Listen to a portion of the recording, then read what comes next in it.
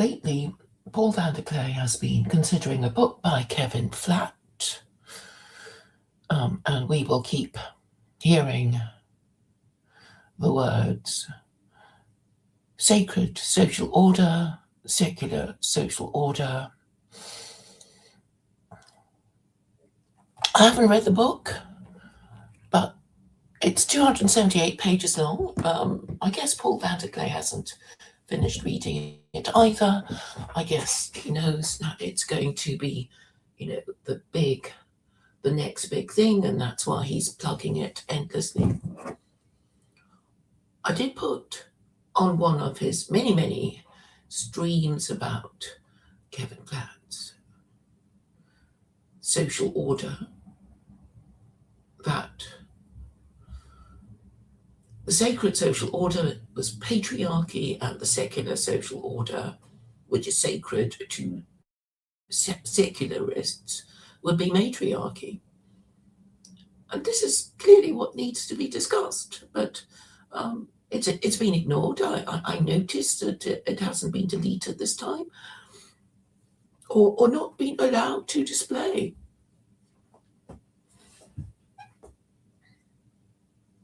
And so it seems that the AI censor is playing games with my comments, or YouTubers are letting these the AI censor me, or they have been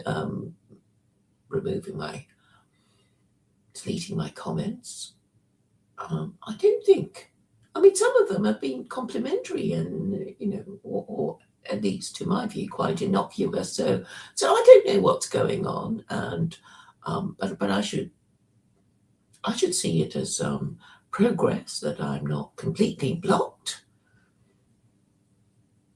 or completely disabled from commenting. So why am I going on about it? Because it's so simple, isn't it? So without reading Kevin Flatt's book, I have deduced that it is about people being upset about the current social order, which is matriarchy, and wishing to restore the patriarchy. And this I've been saying for years and years and years. But no, I haven't written a book. I don't want to write a book because nobody reads it. I've written a book. I don't think people read it. But recently, the blog that the Secular Coronism blog that is actually in the name of Vincent Bruno is being viewed, and by my detractors and my political opponents, which is a good thing. Well, at least they are engaging. And on Saturday, I appeared on Skeptic Philosophy's channel, and you should go and look at it. They were all hostile, but it was sort of civil hostile, or hostile, but that's fine. At least by being hostile, they show they understood the gist of it, even though they weren't able to argue about it. But let us go back to Kevin Flatt, because it's important to understand.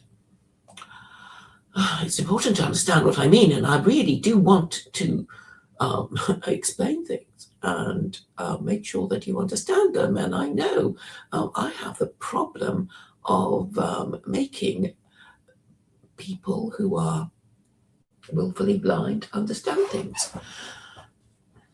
So let me read a blurb just to give you an idea of this Canadian academic who's in this Christian university. And I do think he's been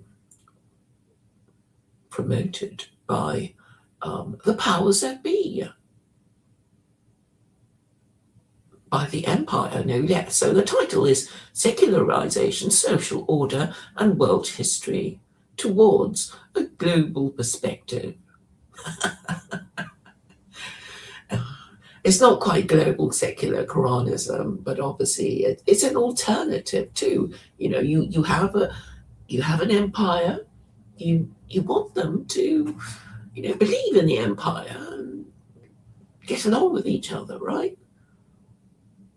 So this is a process of creating a new religion and possibly even acknowledging the grievances of the people who are not happy with the matriarchy, which he will not name by name. Description: secularization, social order in world history provides a new perspective on the nature of secularization. Scholars have shown that the concepts of religion and the secular that are assumed in traditional accounts of secularization are not universal human categories, but specifically modern and Western ideas. What if we tell the story of the secularization not from the perspective that secularization itself produced, but from a standpoint outside the modern West? This is from its publishers, Routledge.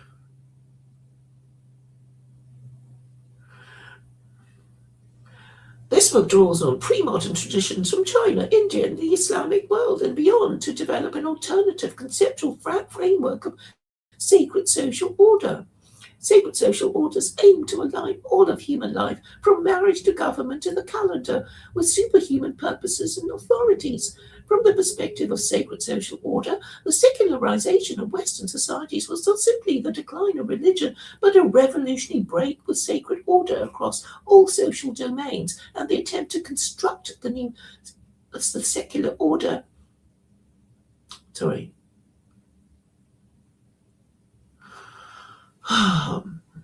Let me start the sentence again.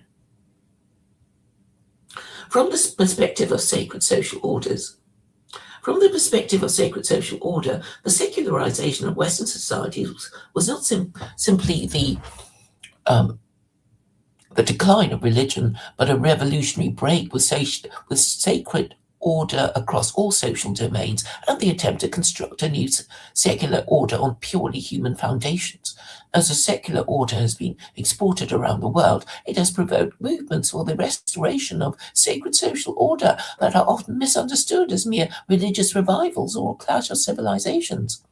Bridging sociology, history, religious studies, and philosophy, this work offers an innovative global account of secularization and its discontents. So this book is important because it's acknowledging the grievances of those who wish to restore patriarchy. But yeah, it was a bit, compared to my one-sentence explanation of your grievances, men and non-feminist women, what the description is, well, I suppose deliberately academic and intended to exclude the less well-educated, the non-graduate. So let's have a look at the table of contents. Part 1, religion, escaping the frame of religion. Part 2, you see, secular Quranism, it does that, right? Secular Quranism escapes the frame of religion. And why are they concerned about it? Because of the First Amendment. They want to, fit in a new system that doesn't offend the First Amendment, which is the government establishment of religion. Why is a Canadian academic doing it? Because, well, they like to over-promote people from the colonies so that they will be delighted at the attention being shown towards them and will do what the powers that be tell them to do. Like give them book deals and stuff. Right. Part 2, sacred social order. Under heaven, sacred order and social order. Chapter 3, Sacred Social Orders in World History. 4, Complexities of Sacred Social Order. You see, all this new words, these neologisms, they are designed to confuse you and think, oh, it's a new idea. No, it's an old idea, and it's patriarchy. But they don't want to acknowledge that they live in a degenerate matriarchy. Because they are the degenerate matriarchy, and of course, they won't call it out because they're afraid of their wives, right?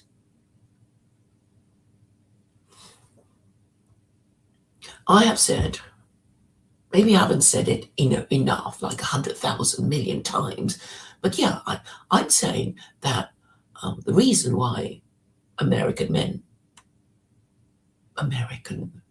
husbands are so neurotic is because American wives can divorce their husbands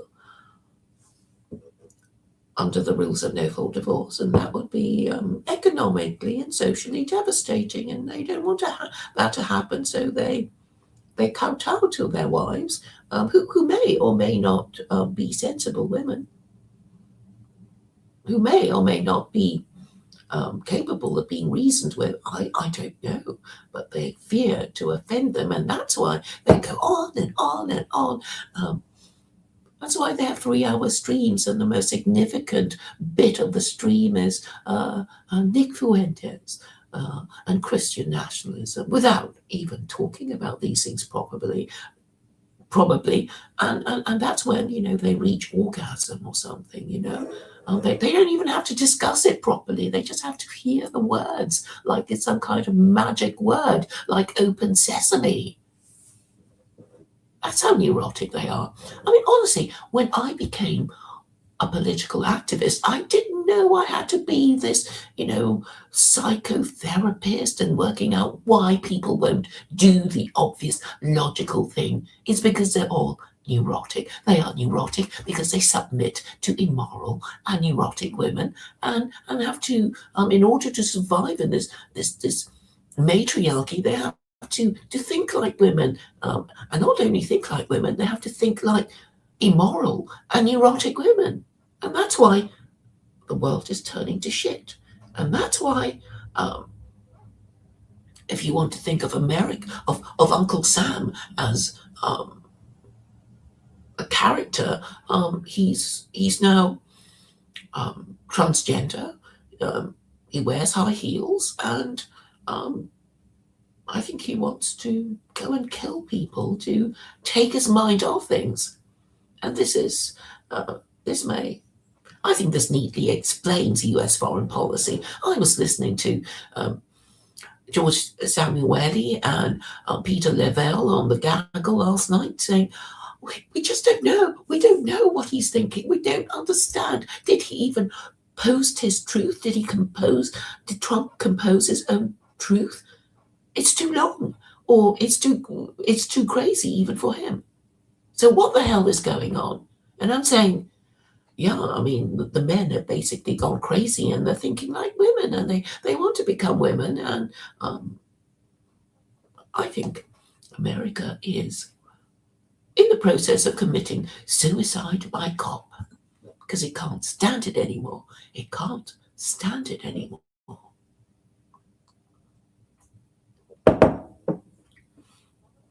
Right. So I was reading to you it's divided into 3 parts. Part 1, religion. Part 2, sacred social order. Part 3, secularization. So chapter 1 is escaping the framing of religion. Chapter 2, under heaven, sacred order and social order. Chapter 3, sacred social orders in world history. Chapter 4, complexities of sacred social order. 5, a revolution in sacred social order, the Christianization of Rome. 6, and that's under part 3 of secularization, Western secularization as a revolution against sacred social order. 7, the rise of the secular order, a historical sketch. 8, all under heaven. That's a Chinese expression, actually. And secularization in the world. I should be pleased, I suppose, because all this is trying to give you an alternative to secular Quranism. And the interesting thing about Kevin Flatt is that he does say in one of the many videos that Paul Van der Klee has been pumping out, he did say, I'm very grateful to this Islamic scholar, and he's explained, Islam to me. So, well, and he wasn't too, dismissive or scornful of Islam the way some of them could be, like Tom Holland, which Paul Van der Klee seems to admire. Paul Van der Klee is a historian, and I think he knows what I mean when I say liberalism is not Christian. It's a reaction against Christianity. It's a rejection of Christianity, because as you would expect, if you were living under absolute monarchy, under your Christian monarch who would burn you at the stake for denying the Trinity, then secularization and liberalism and the rejection of monarchy and the regicide that generally goes with these Republican revolutions is only to be expected, right? And England was the first European country to do it. And maybe this explains why the British still have a monarch. Because the monarchs would know to mind their P's and Q's and be more likely to accept constitutional monarchy. To say, well, it's not as bad as absolute monarchy, not like the Tsar or the Kaiser or the Austrian Emperor. And so it survives. And that's why the others survive, the constitutional monarchies in Sweden and Norway and Spain. Not sure about Spain, but anyway, we know that the Spanish monarchy has been hopelessly undermined after the Spanish Civil War, and there's a Catholic monarch in Belgium, but who cares about Belgium? It's only a tiny little country, even tinier than Hungary, whom Trump is now supporting, and having spoken to Belgians, I mean, they're just proud of, did you know we were under the Habsburgs, the Nazis and the Germans, and it's a long history of being under different powerful European empires, and they're proud of it, because of their geopolitical position of being smack bang in the middle of Europe, and where you know about the Low Countries and the flatlands of Europe, and that's where traditionally all European armies would, like to fight. It's a boxing ring of Europe, and that's where everyone wants to go and fight there. They don't want to be fighting each other, in the mountains, in the Pyrenees, and the Swiss Alps, and crazy places like that. They just like to, do it in a nice flat plain where they can see, everyone, and and fight that way, as you would expect. I mean, if you're a boxer, you at least want the ring to be flat and not full of, tripping hazards, right? Or dead cats and nails.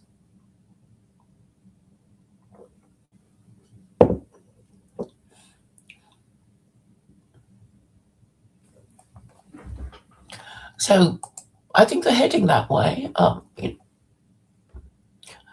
And I'm pleased that they are kind of using my system. I haven't read the book. It's 278 pages long. Let me read you the brave AI summary of his book.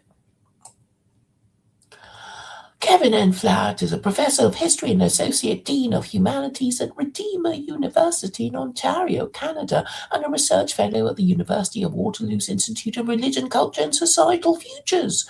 He is the author of Secularization, Social Order, and World History Towards a Global Perspective, a book that presents a new framework for understanding secularization by introducing the concept of sacred-social order.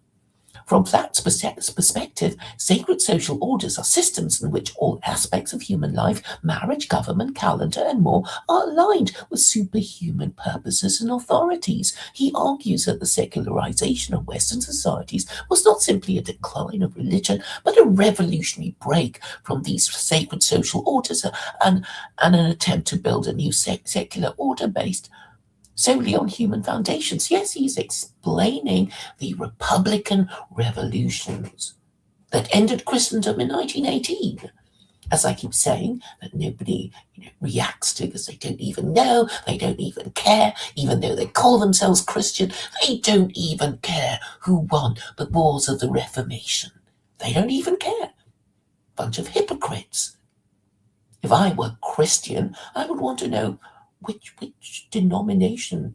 If you're interested in sport, if you are a football fan, you'd want to know who won the game, right? You would have a football team you want to support, and then want to know why they didn't win if they didn't win. But instead, these Christians, they don't give a damn. It's only a social club, and I'm glad they're giving it away.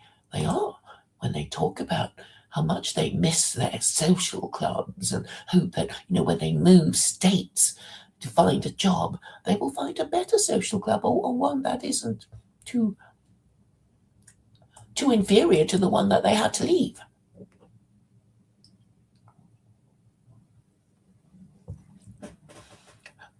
To continue, the book challenges the idea that religion and secular are universal categories, showing instead that they are modern Western constructs.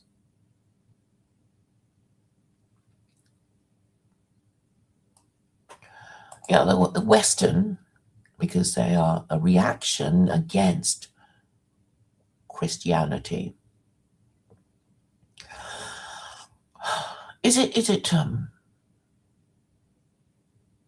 You see, China abolished its monarchy in 1911, and well, it's a big deal for them, considering how many thousands of years of civilizations was based on the system of monarchy.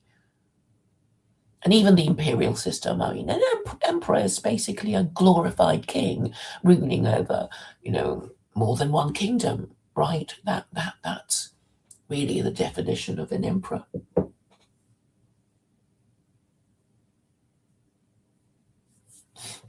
And that's basically what the Tsar,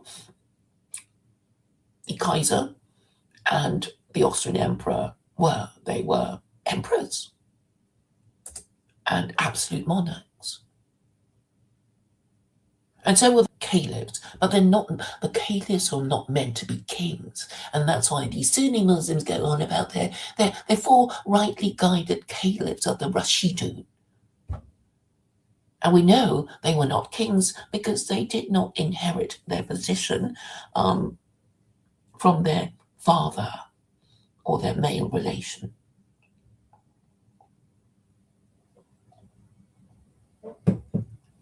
Sadly, I don't think that they even understand. I can't even get them to talk about it because, well, many of them live in a monarchy, an absolute monarchy. The Gulf kingdoms, the Gulf states are Gulf kingdoms, and these kings are absolute monarchs, and they have been known to sign people's death warrants and throw them into prison without habeas corpus.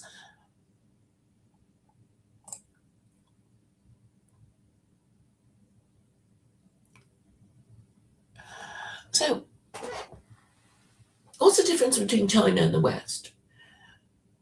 Didn't they have a doctrine of mandate of heaven, which is a kind of divine right to rule?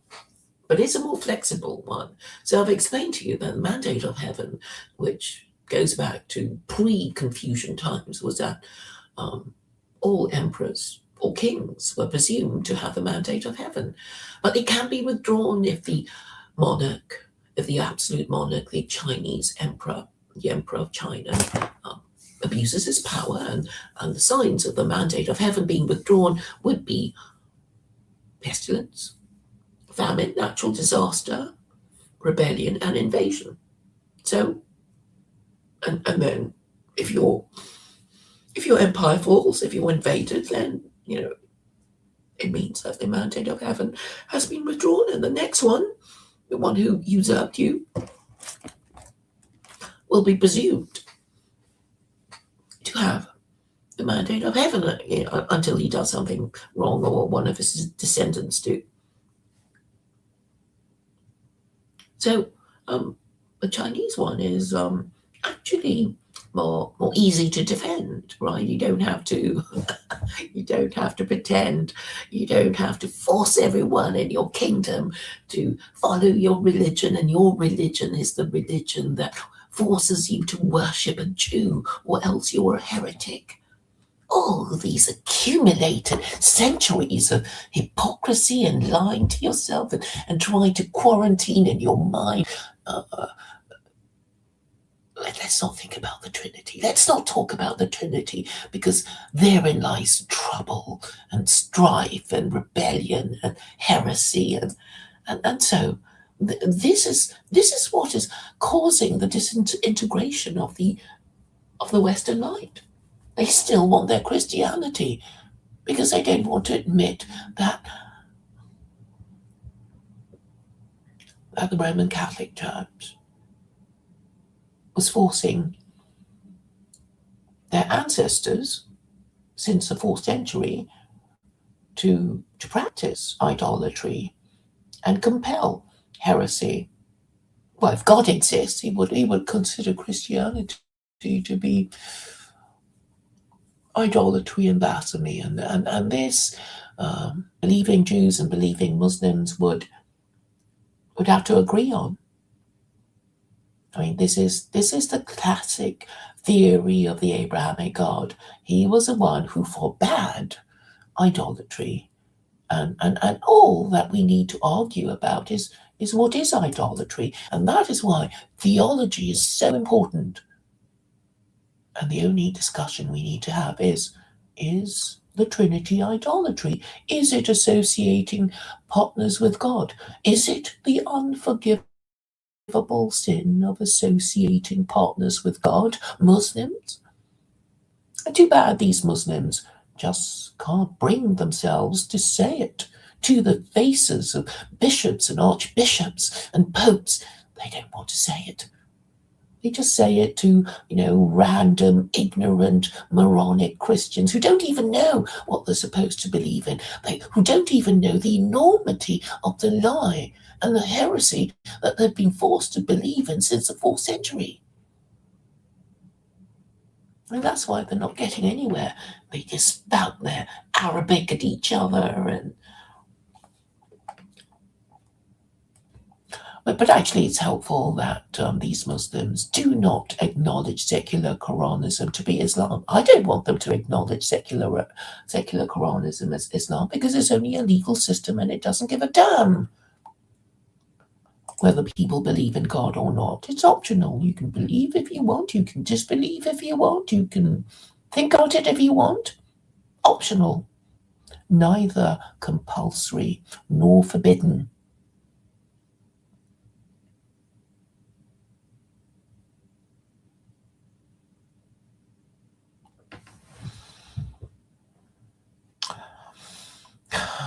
Two more paragraphs. The book challenged the idea that religion and secular are universal categories, showing instead that they are modern Western constructs. As the secular order has spread globally, it has Yeah, because the Western Empire spread globally with its ideas. It has triggered movements to restore sacred social order. Movements often misinterpreted as mere religious revivals or as a clash of civilizations. Oh, well, if you do get that book, just buy it and go to the index and see what it says about Islam. I bet he's. Will he be too cowardly to mention Islam in a neutral, impartial way without slacking it off? We'll see, won't we? That work bridges sociology, history, religious studies, and philosophy to offer a global cross-cultural account of secularization and its discontents, providing a critical alternative to traditional Western-centric narratives. Perhaps I'm being unfair. Perhaps he will be quite favorable towards Islam. Let me ask a follow-up question. What does Flatt say about Islam and Sharia?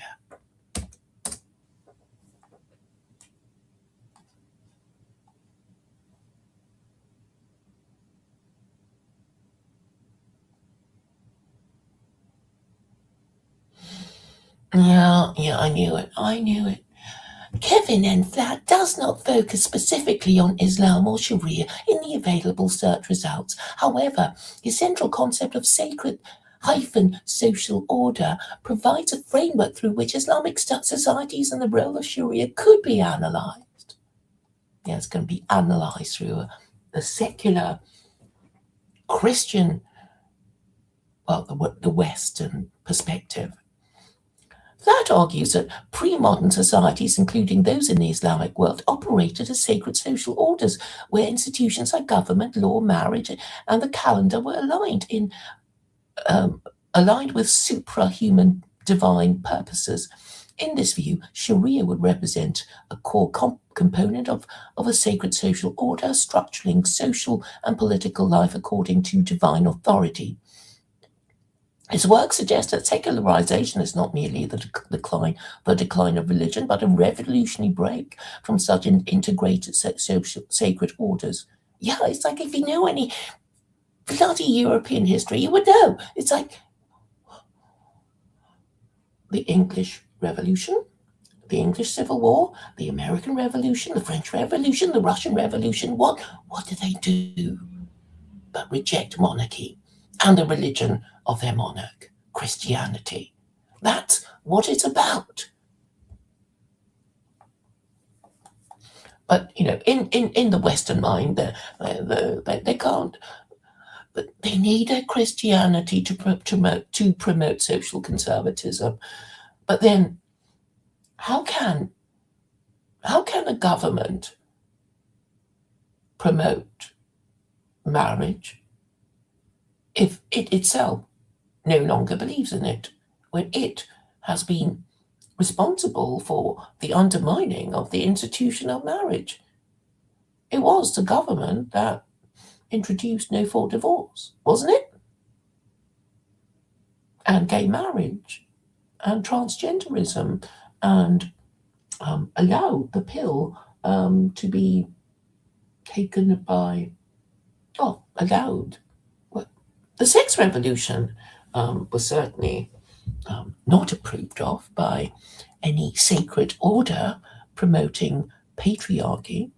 And now you won't find a single Christian, well, I suppose you will find the odd one here and there who will say that Christianity used to promote patriarchy, but no longer, because the current Archbishop of Canterbury is a woman promoting LGBT and gay marriage.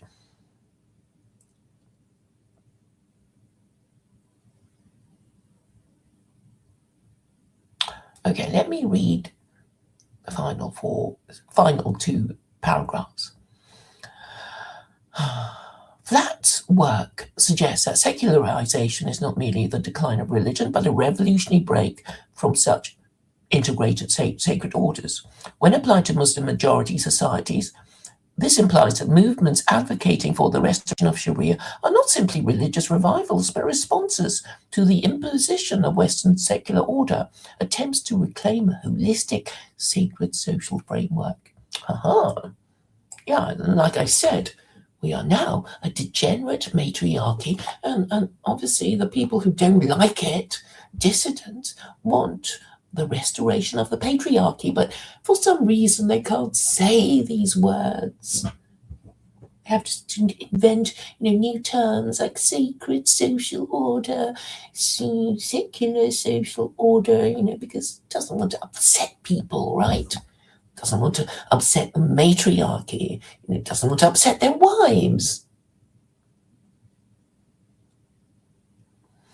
Although it does not directly engage with Islamic jurisprudence or the concept of an Islamic secular, as discussed by scholars like Sherman Jackson. Yeah, Sherman Jackson. He talks about a secular Islam.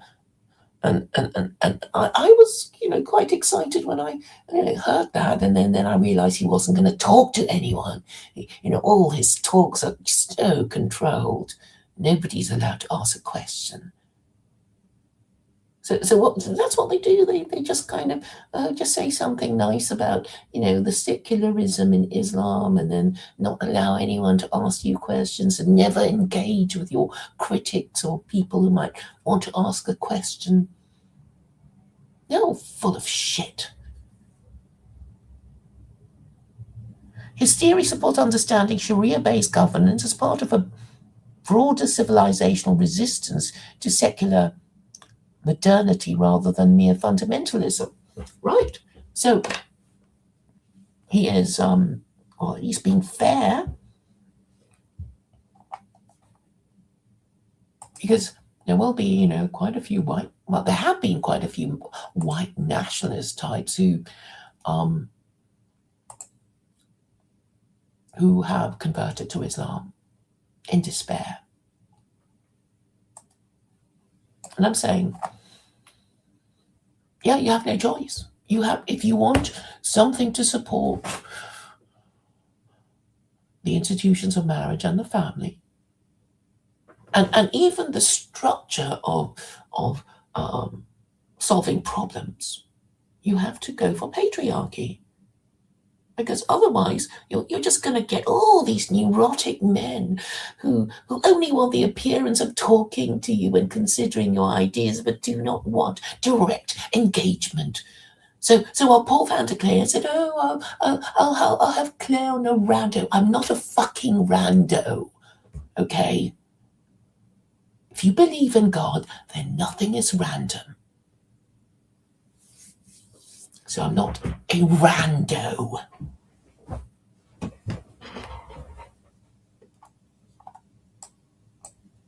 What does rando mean?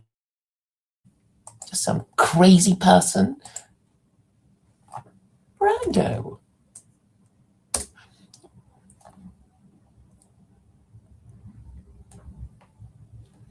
Rando. The meaning of rando is a random person, a person who is not known or recognizable, or whose appearance as in a conversation. This is Merriam-Webster.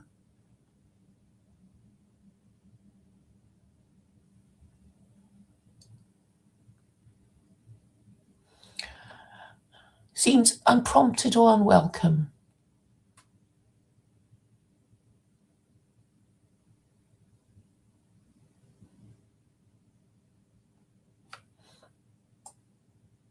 So here's how they use it in a sentence. While crooks hope to catch you off guard, you can do a few things to stay safe online. If you receive a text saying you sent money to some rando, you should just ignore it. That's a first example of how the word rando is used. My neighbour thought she saw John Bradley West standing discreetly in the shadows of the 10th Avenue art space during the Game of Thrones, a musical, but it turned out to be some rando who looked more or less like the actor that plays Samuel Tarly.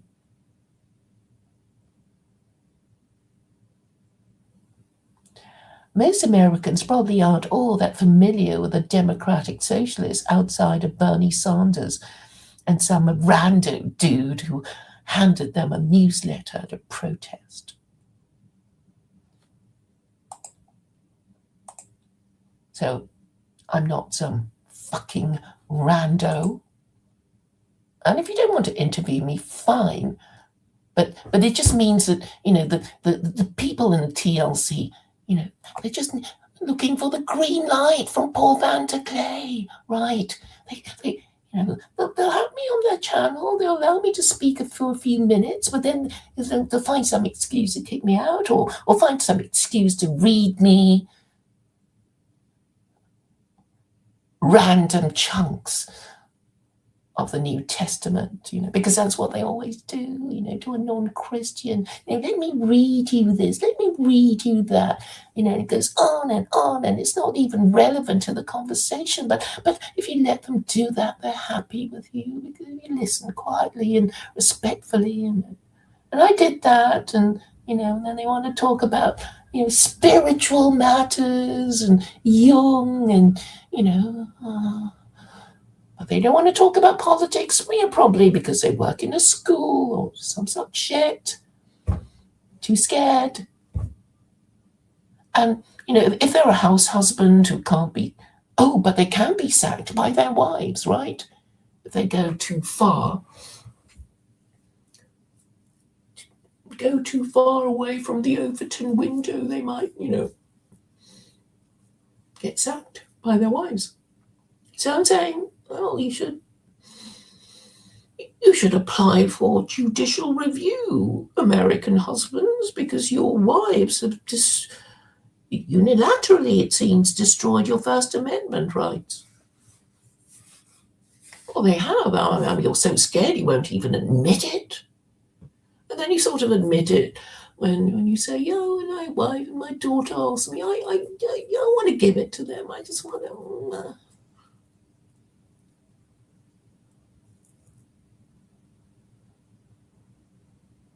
So I already see the problem. I don't know why you're still avoiding me. I understand your problem. I know what it is.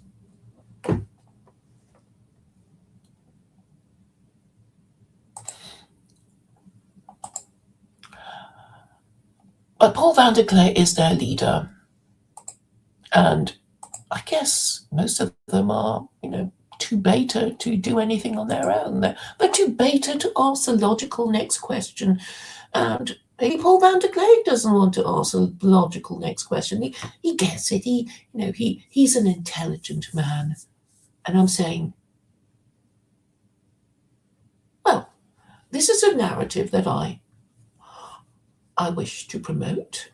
I don't think it can be denied that the founding fathers were heretical Christians and proto-Muslim no-hides who believed in a Unitarian God. And I also know that there have been 4 American presidents who were Unitarian, meaning that they were proto-Muslim no-hides. And,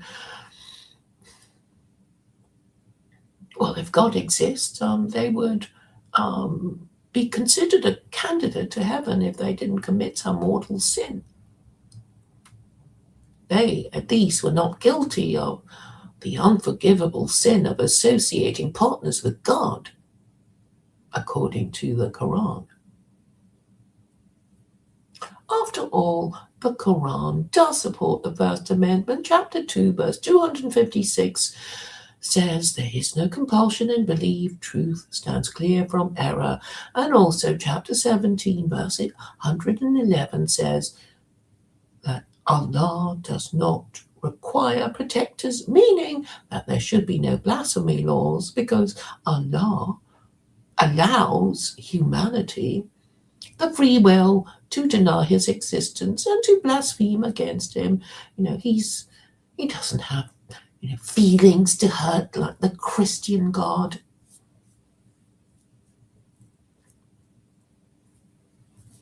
I get it that, if you're a pastor, you're not gonna, want to alienate your Islamophobic congregants. and since most of them are so moronic anyway, they won't be able to, they won't be able to care about these distinctions, these category distinctions between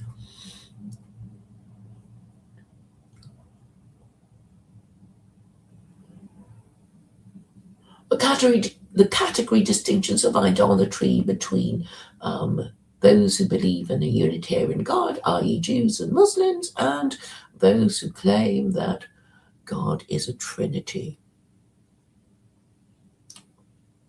I've already reduced to a Jewish joke the reasons for the Trinity, and you can find it on my Substack if you care to look. I mean, there was somebody from the TLC said she was interested. I don't know if she ever looked it up. I mean, maybe you don't want to know that you and your ancestors going back to the 4th century have been lied to by your absolute monarch and force-fed lies and nonsense, and basically told to imperil your mortal souls by dying guilty of the 2 mortal sins of idolatry and blasphemy.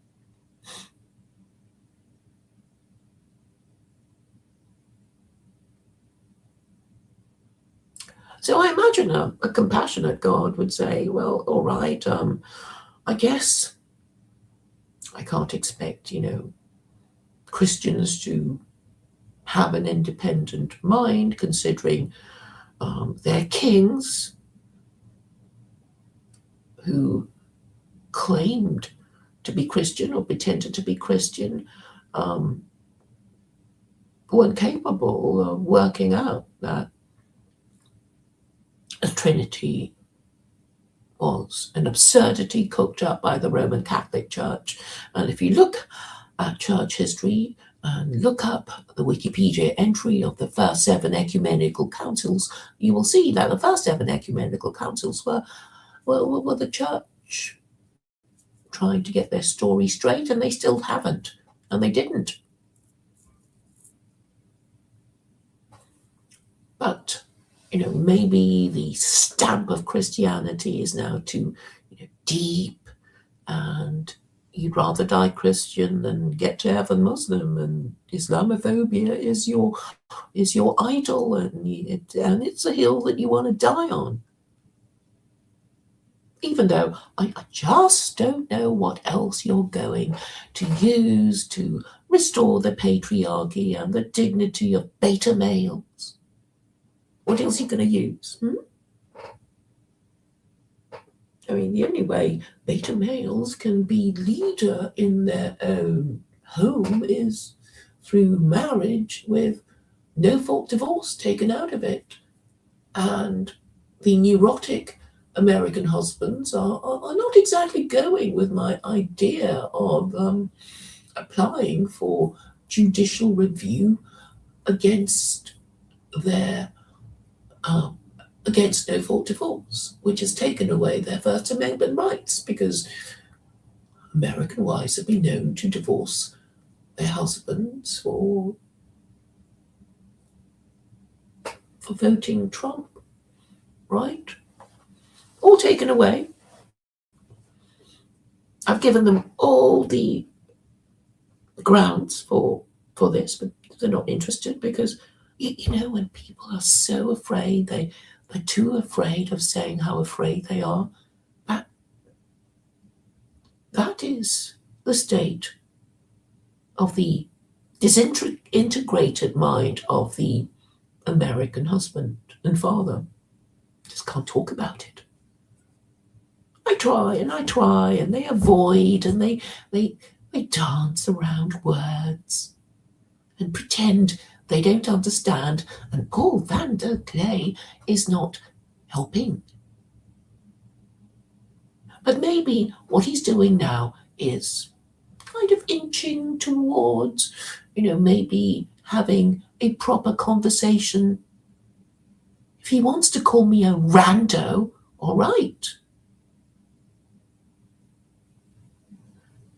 But I don't see why, anyone believing in God would think anything was random. But then most of them have been lying to themselves for centuries, right? Do they really believe that Jesus is God? Do they really don't want to talk about it? They don't want to talk about it. But they cling to the power and glory of Christian imperialism, which is what made them what they are.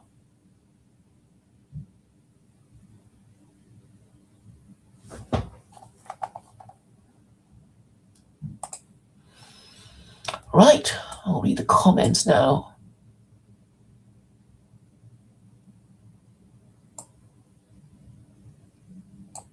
Yeah, I know. Books are too hard to read. I mean, I wrote a very short book available on Amazon called Secular Quranism. I mean, in big print, and it's really just about 100 pages long, if that.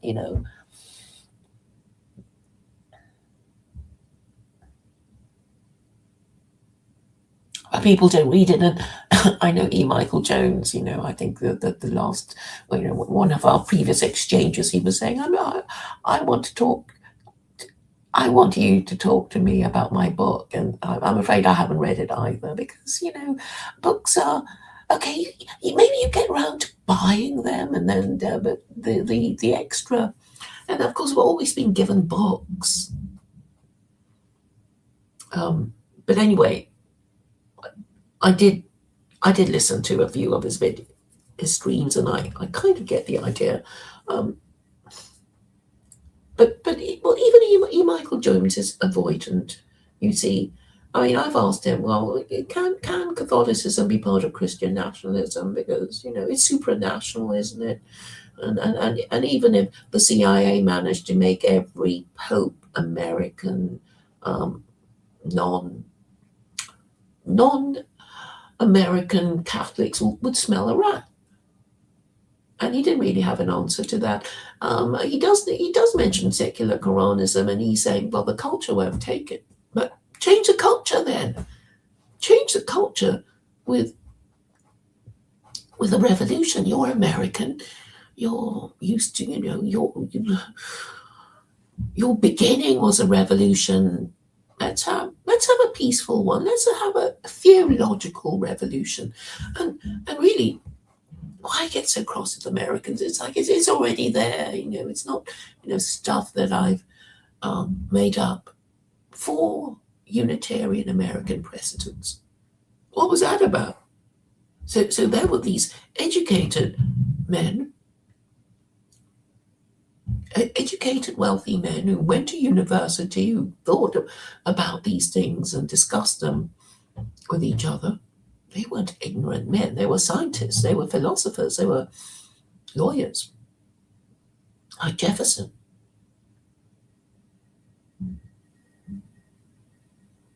But then, you talk to the average American, they don't give a damn about their founding fathers.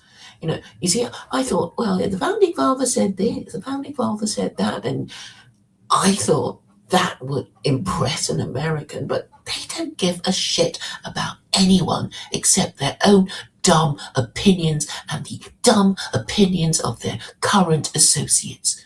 They don't give a shit.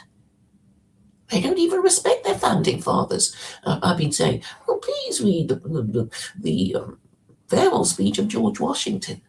They don't give a shit. The language is too archaic. The sentences are too long. I tried to read it, but it's a bit difficult.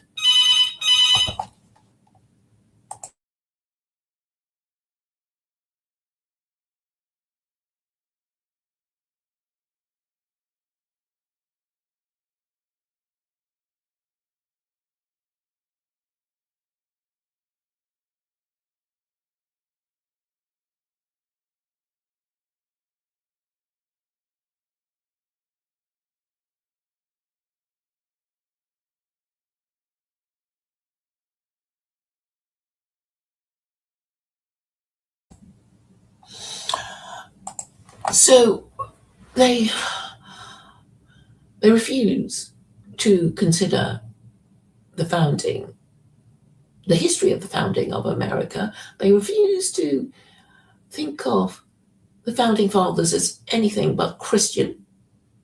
Just refuse to go there.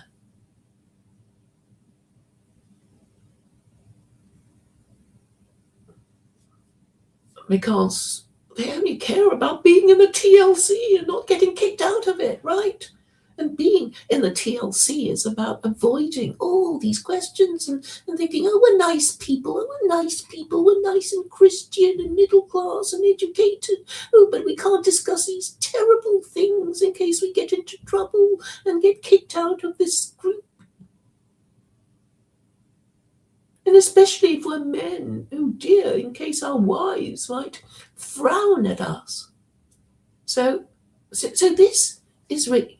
So here we are. I present to you the reason why Western civilization is degenerate and in the control of irrational and or immoral women who consider themselves to be feminists, and they can't be reasoned with, and their husbands don't even want to go there. They don't even want to try because they don't want to be denounced as heretics and burnt at the stake, well, figuratively, metaphorically. And that's a problem with Western civilization. And reading, Kevin, well, actually, it would help. Perhaps the next move I should make is just skip Paul van der Clay, who probably hasn't finished a book, and go to Kevin Flatt. I'm sure he'll say no, but at least, it's like, yeah, he's scared of me, right? If he won't talk to me, then I guess the reason will be he's scared of me. And, if the men were thinking in a masculine military way, it would be, well, pass the orders down, pass the problems up to the general. Well, they don't have a general. They're all randos with no connections, trying to protect their pathetic little patch. I better not say anything in case I get into trouble with the missus or the boss. And that's why problems don't get solved, right? And now Paul van der Clay just wants to be a YouTuber, which is about producing content and sending out teasers and never really saying anything because he knows that they're just, pathetic morons who just come and listen to his voice, reading something out in a, dramatic way, even though it doesn't lead anywhere, but there'll be further videos and there might be a few nuggets of wisdom here and there. And that's it. That's enough to keep the peasants, the peons happy.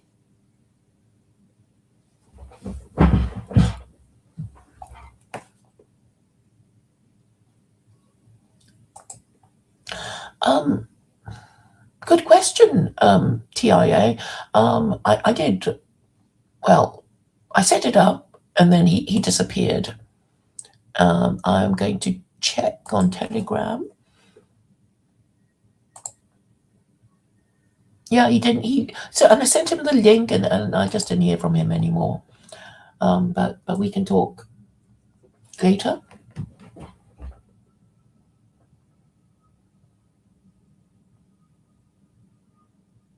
Hello, Helga.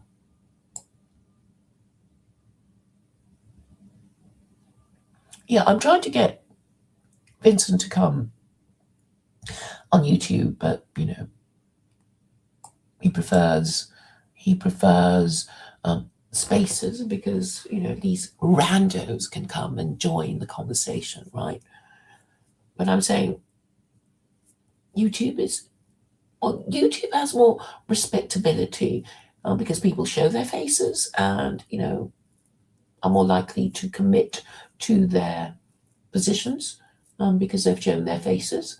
And that might, explain the neurosis of the, the TLCers, because they've shown their faces, because, the respectable Christian gentlemen.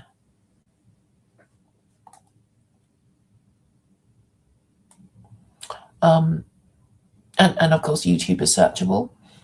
Okay, I get that, PVK doesn't want, his channel new just for talking to me. It might happen, who knows, right? All kinds of people are getting their channels nuked. But I'm saying, well, are you providing pastoral service to, I mean, it would be nice if, Paul Van der Klee became the spiritual advisor or the president instead of that ridiculous woman, Paula White. Come on, it's voodoo Christianity, isn't it? Pentecostalists are people who, they're holy rollers. They roll on the floor and speak in tongues. And thank you for mentioning Vincent, who's now very keen on Laura Loomer. Is Laura Loomer Trump's spiritual advisor, and has she eclipsed Paula White?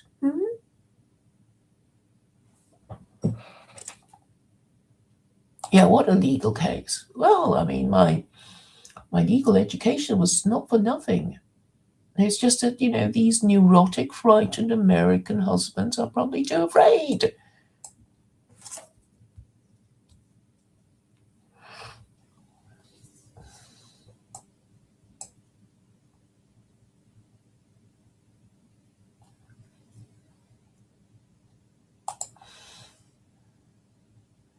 So Helga says, I watch Sneaker on Boston TV.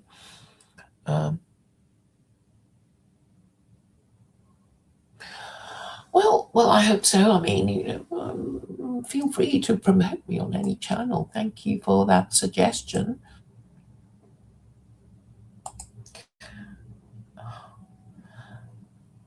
I think secular Quranism will outlive me. Because if the West is going to solve its problems, I don't see what else they're going to use but secular Quranism. I know that there have been attempts to, create a new religion and blend, Hinduism with Judaism and all that sort of shit, but it's not going to work. And on this matter, I'm purist. Because if you're going to blend a bunch of religions, somebody is going to be the blender, right? And then the credentials of the blender will be called into question. So secular Quranism, I fully accept that there will be people who won't be on board with it, and maybe they want their own interpretation. I mean, that's fine. But I've already said that the only way to do it, and you can hear it from me here for free, which is, this is what the US Supreme Court has to do. Just has to agree to read the Quran, leave out the stories, leave out the threats and promises of God, and only identify, list, and number the commandments of Allah, and there will be some that will not be capable of legislation, so you leave that out and just focus on the commandments of Allah capable of being made into US legislation. What's so hard about that? So easy. And thank you for mentioning the interview. Sneaker interviewing me would be nice, but I'm aiming for Tucker Carlson, because I think he is the most important and controversial newsman in the US. And I also have advice for him. Take a different attitude towards the Jews and pity them, right? Just pity them. Pity the fuck out of them. Because they're just leaderless. They're just as leaderless as Sunni Muslims and Americans, right? Yeah, you may have a president, but is he even sane? He just lied to you. He told you that he would put an end to the endless wars, and then he started being mean about Marjorie Taylor Greene and calling her fat. And then he started another war. So is it the 25th Amendment that allows you to remove a president when he becomes incapacitated for one reason or another? And who is to say that, J.D. Vance will not fall victim to the neocon White House virus? So what is Trump to do? I mean, we can make excuses for him. Is he being threatened? Perhaps he is suffering from senile dementia. Maybe he just doesn't know what to do. He's being threatened. Maybe they threaten to kill him and his entire family if he doesn't do what they. So he should just call out for help, right? I'm your president, but I'm being threatened with assassination. Maybe they threatened to kill members of my family. He could say that. Or he could go to some other country, right? He's been to China recently. Okay, what's the most recent country he visited? AI is so helpful. What is the country Trump most recently visited?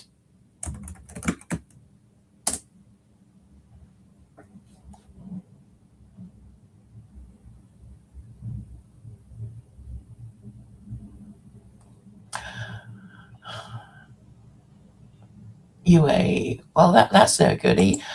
I think he has to visit Russia and seek asylum there, which is what Richard Snowden did, right? Yeah, they're going to kill him if he doesn't start another war. Yeah, Saudi Arabia is no good if you're wishing to seek asylum. Too close to Israel, which is an American colony, right?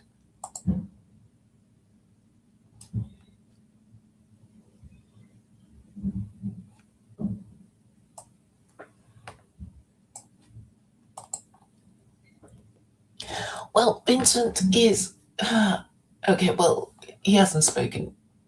We had a brief hiatus, and now we're talking again. But there's a certain pattern to Vincent's behaviour. He's quite creative. I mean, he's one of the smarter people I know. And I guess an interesting psychological subject, because he actually knows secular Quranism inside out. He just won't submit to it, because recently he said he prefers Laura Loomer to Tucker. But to be fair to him, he's also said that he finds Jews less scary than Muslims. Right? That's what he said. Because apparently some Muslim threatened to behead him at college or something.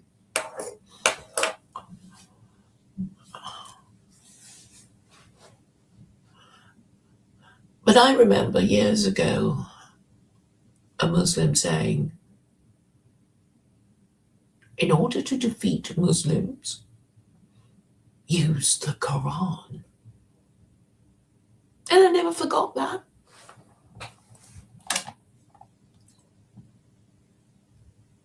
Because, of course, you can defeat them with the Quran by saying, the Quran doesn't say what you say it says.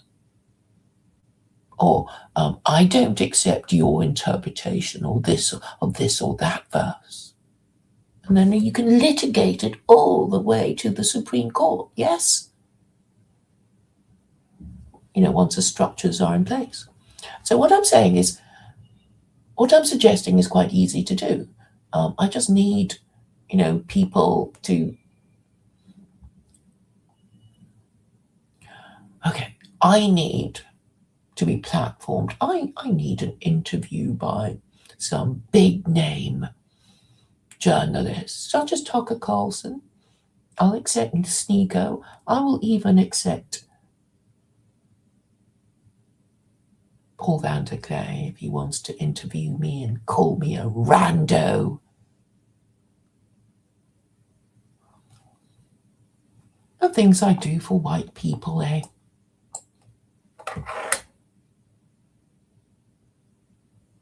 It's time for Vincent to guest Miss Claire's stream someday. Oh no, I'd be that man. Dear old Doc Rat, I don't know what you mean. I don't know what you mean.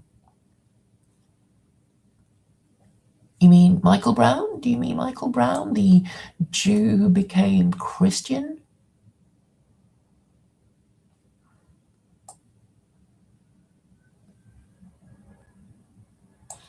There are no communities. Well, you have, online communities.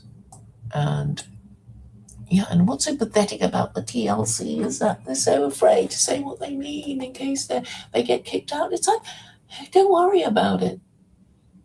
I've been in, tougher communities than the TLC, and it's kind of like family. If you're really into a certain subject and you have a channel, you will be bumping into the people who offend you and disagree with you, and you have to take it on the chin, or just not, just remain in your own echo chamber and get nowhere.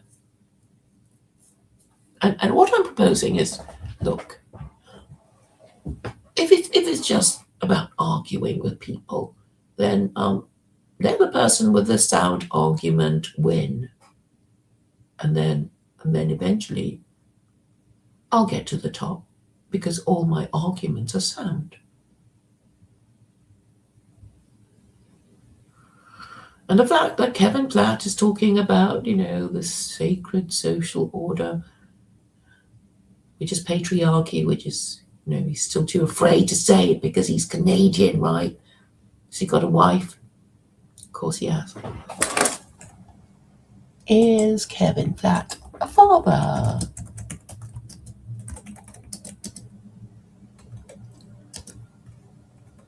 I mean, this is how awful, how pervasive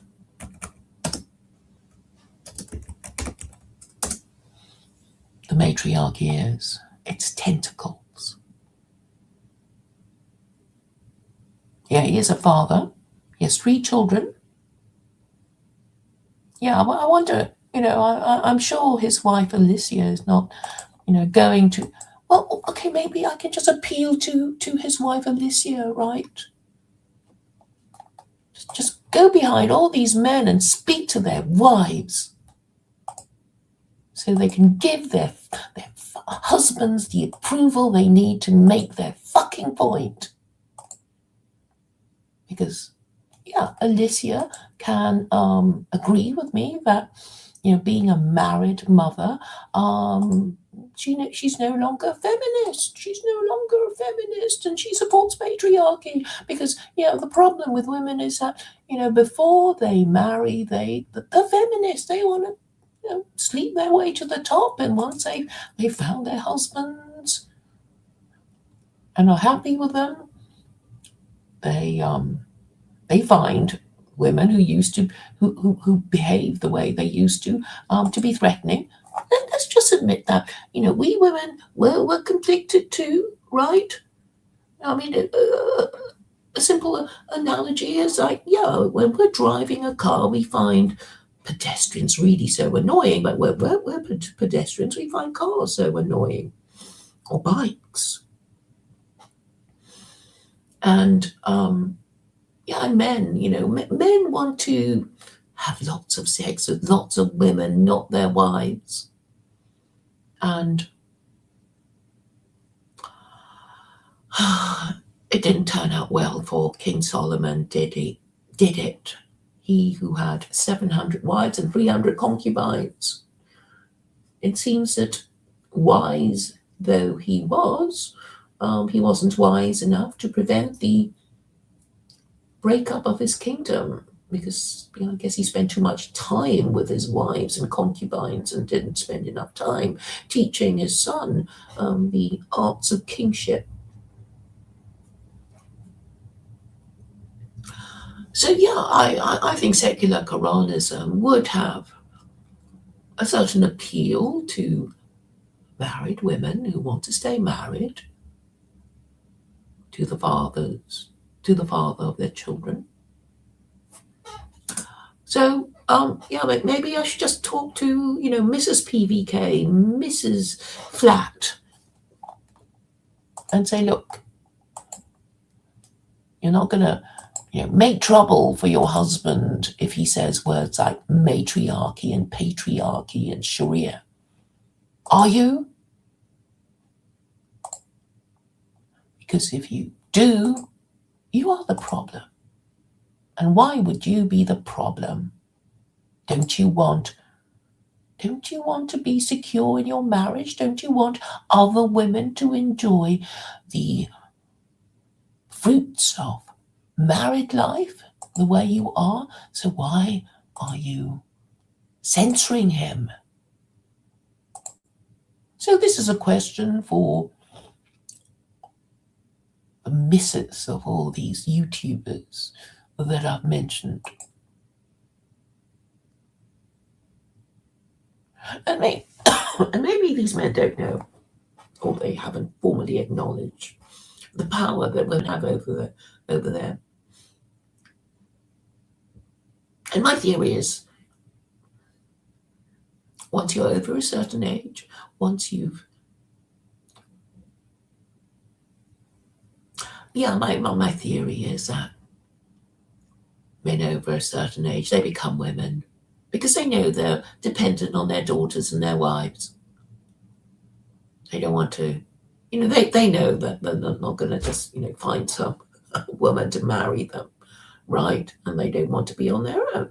And that's perfectly understandable. This fear of being abandoned or being the victim of divorce. I totally get it.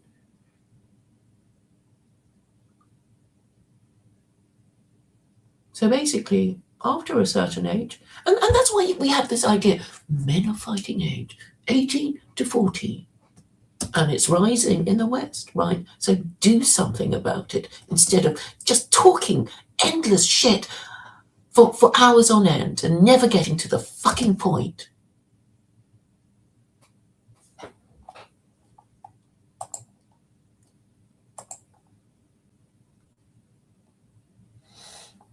So let us hope to have frank and rational discussions about words and their meaning and their implication and their political future instead of beating around the bush like women, like avoidant, immoral, irrational women, or men trying to appease irrational, immoral women who will never get the point, who can't be reasoned with, and the shame of submitting to people like that.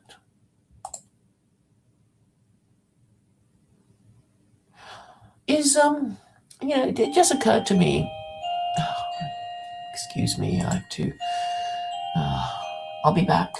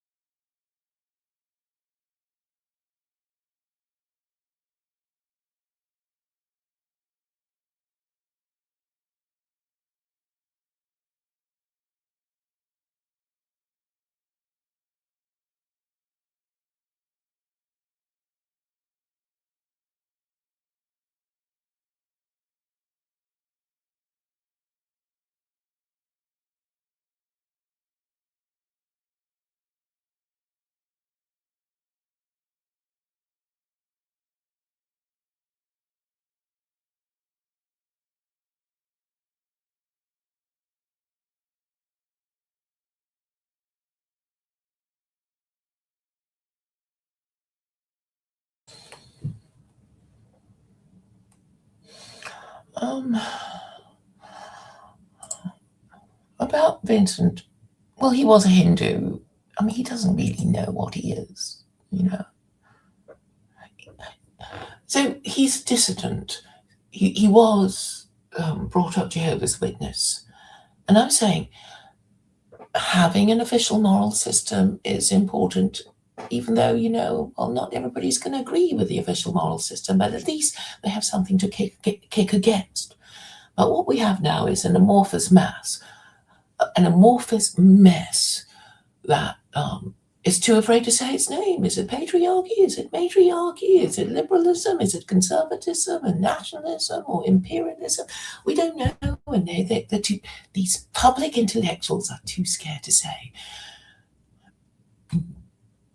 And aspiring public intellectuals, well, I guess they're too afraid to say what they mean, or they're too stupid, or whatever. And they don't like anyone who wants to get straight to the point, right? They just want to beat about the bush and, you know, pretend to be nice and faff around like women. He's no longer Hindu, but I think the last time he said, you know, he worshipped his idols. He worshipped his idols.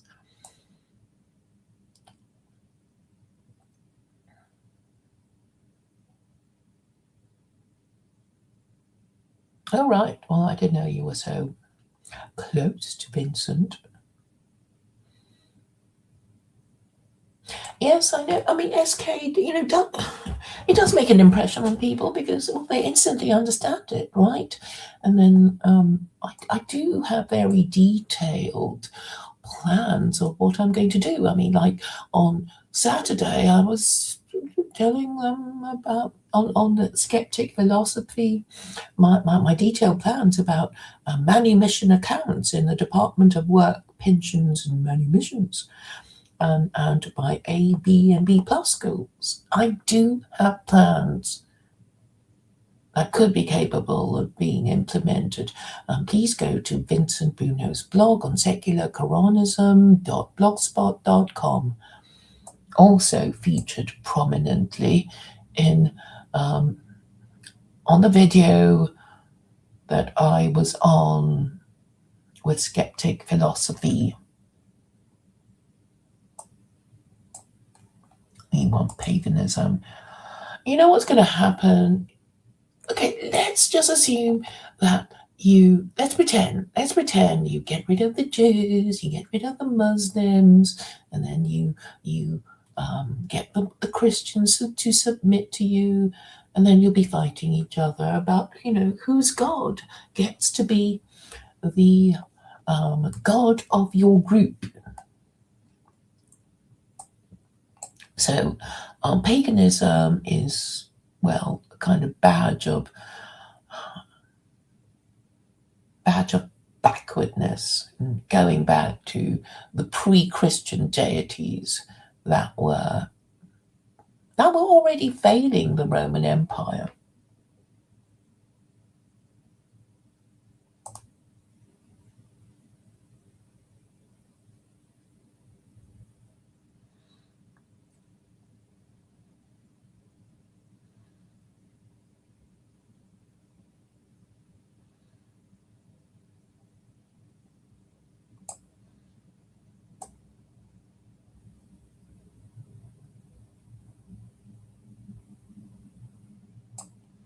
Yeah, I know Substack is hidden, but I mean, do you know that I timestamp my streams with all the links and stuff?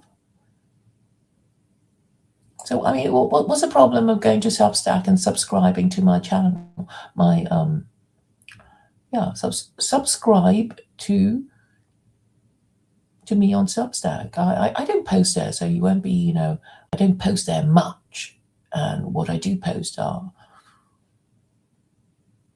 quite short, and that has been commented on by Ren Cobb, who says, "Oh, they're not very detailed, you know, posts on Substack." No, I don't. What's the point of writing essays that people won't get to the end of?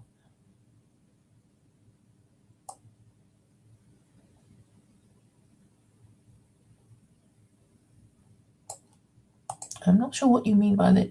A disintegrated American man holding his head down just to get a crumb of cheese and a line of mice. Okay.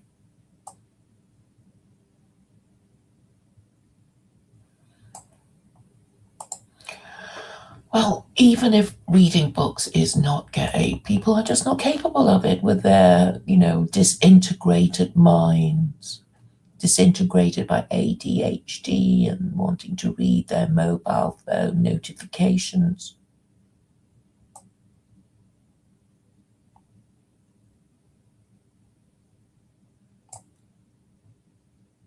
I'm not sure what question now you wanted me to answer. I know that was a while back.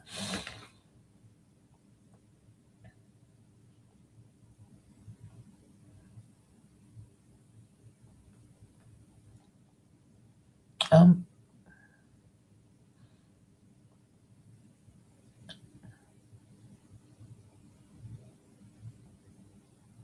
not getting many sensible comments, but thank you all for coming.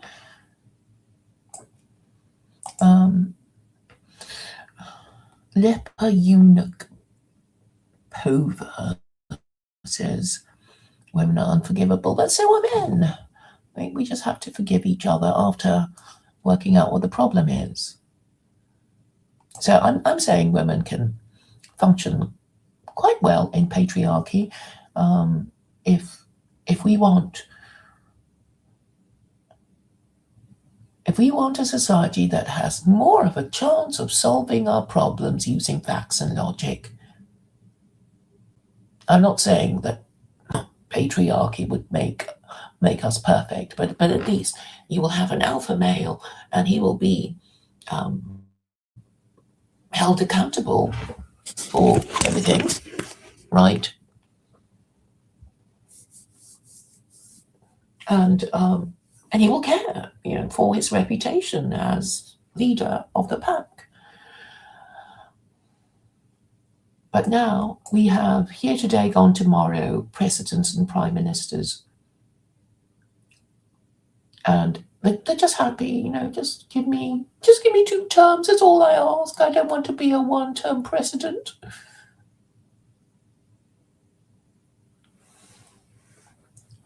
So yeah, for Americans, what you could be doing for me is getting me platformed on Tucker Carlson. I'll answer his hard question. I'd be very happy to, and then it can cascade downwards because, waiting for PVK to get to me and then call me a rando is, maybe a bit slow, right? It's not being direct about it. And he may never get round to it, right? His wife may disapprove and not want secular Quranism to have the oxygen of publicity, and then I guess that would be that avenue closed, right?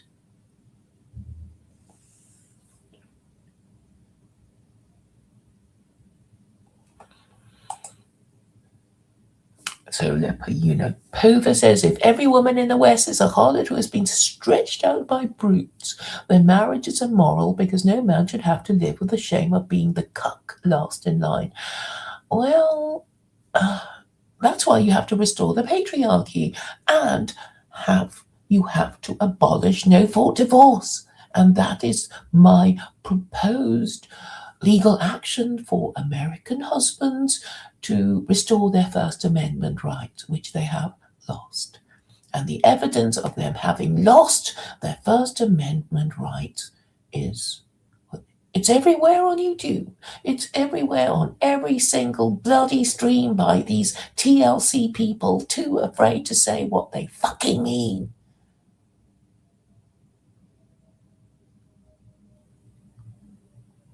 So yeah, that's what I want PVK to discuss. My proposed legal action for American husbands to restore their First Amendment rights. And the only remedy is the abolition of no-fault divorce. That's what you have to ask for, gentlemen. Is he he going to platform me? Is he going to talk to me now? Will his wife allow it? What does his wife think of? Okay, I'll just ask, if you have a wife, what does she think about full divorce? What does she think about secular Quranism? Because if she doesn't approve, then you can't platform me. You can't even be seen to be talking to me, right?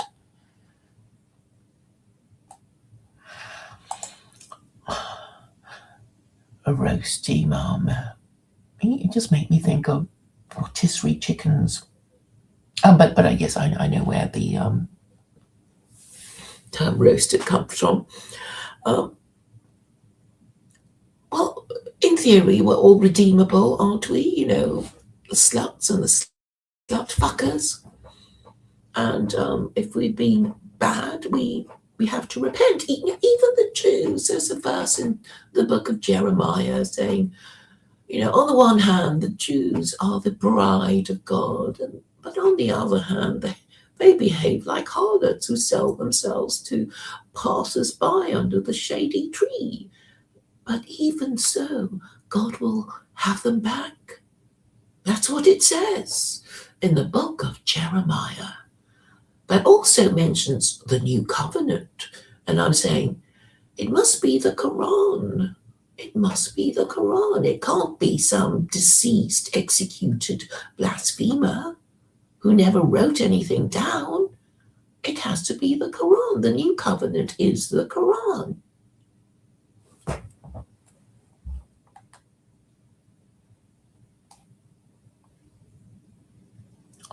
Yeah, I mean, we get rid of, okay, supposing your mother were a prostitute, well, you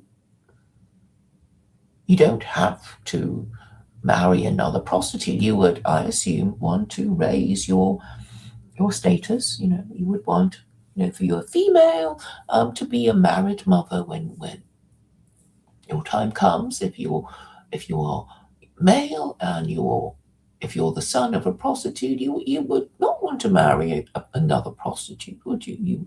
You'd want to, well, if you could, marry a virgin, if you can find one. Right? I mean, that's a principle of aspiration. We don't have to be stuck where we are in life and just carry on being members of a caste system. We want to live in a meritocracy, don't we? And that's why we want to live in republics, because monarchy is not a meritocratic system, is it?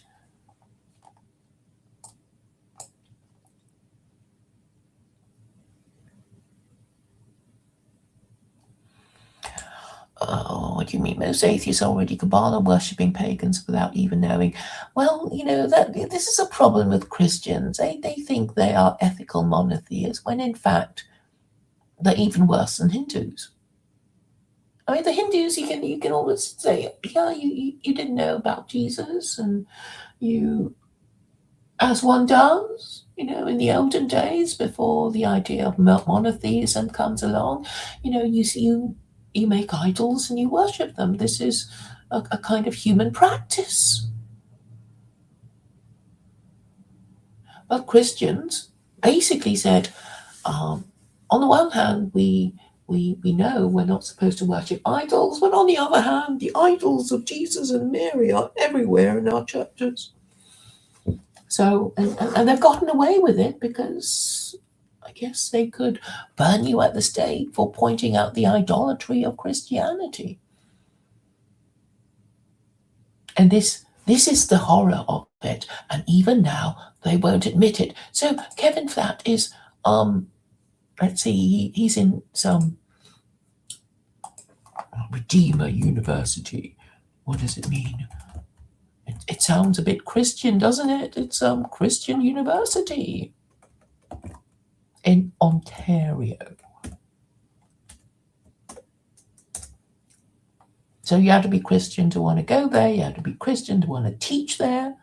It's a private Christian liberal arts and science university.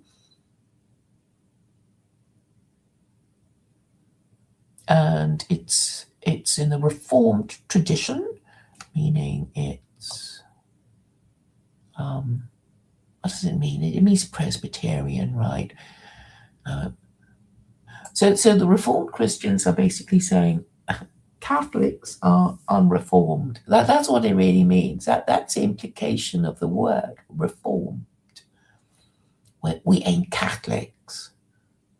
So the idea of Reformation is we're Protestant. Yes, that's how you're supposed. You need to go behind the meaning of these words that they use all the time.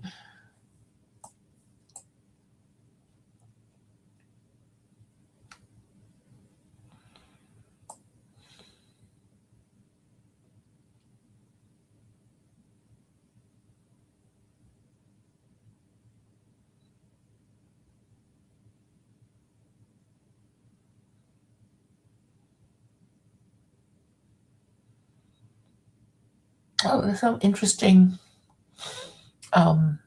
legal case.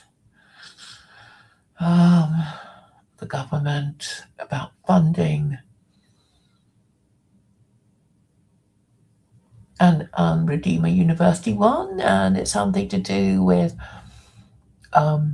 disallowed donations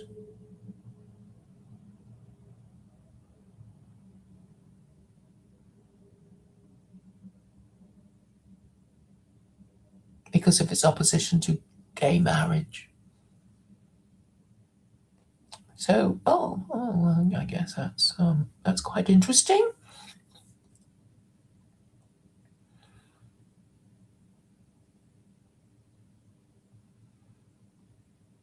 Right.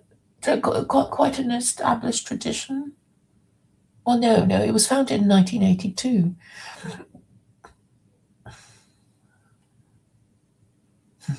Private Christian liberal arts. It's all a contradiction in terms in it.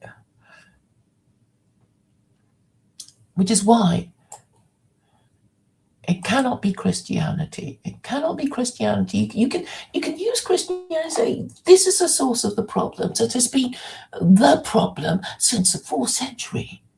And now, after all these centuries of trying to mask the problem and think of something else and do something else, the chickens have come home to roost. The idolatrous and blasphemous chickens have come down to roost and come back to roost. And it's World War III and the reputation of Westerners. Do they really want to be the people who started 3 world wars? Do they want to carry that terrible burden of being the people who started 3 world wars? It won't end well for them.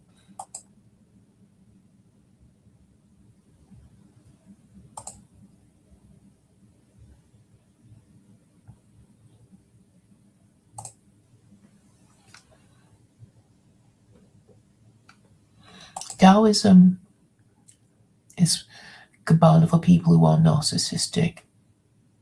Well, I don't know about that. I mean, Taoism is just sort of vague stuff, right? The way.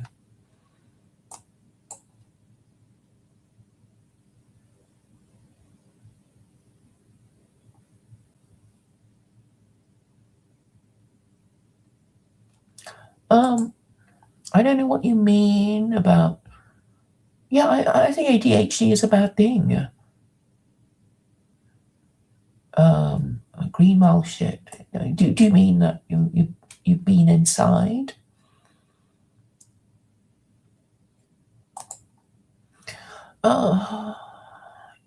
Leper, eunuch, pover, ask. Are all men supposed to marry used up harlots and feel all right about that? No, you try to get the best available woman.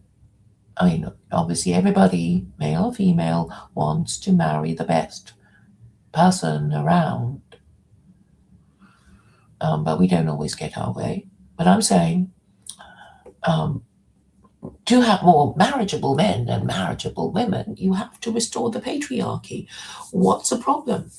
And in order to even think of doing that, you have to use the right words. You can't just be using words like in the way that an octopus uses ink. You have to be honest about what you're saying, and you want to be clear, right? You want to be clear because you want people to understand you and do something about the problem. Unless you're just some fucking YouTuber producing content and sending out teasers for people to come and listen and hear your voice and bask in the glory of your personality, and you're not interested in solving any problems. And that's the difference between, PVK and me. I'm not doing it in order to get an income. I'm not, messing around with this video and that video, and if you're a member and you pay extra, you get it to see it before the others. No, I'm not. I want to get the message out ASAP, because the problem should be solved ASAP before it gets worse, before you genuinely won't be able to find a single virgin schoolgirl.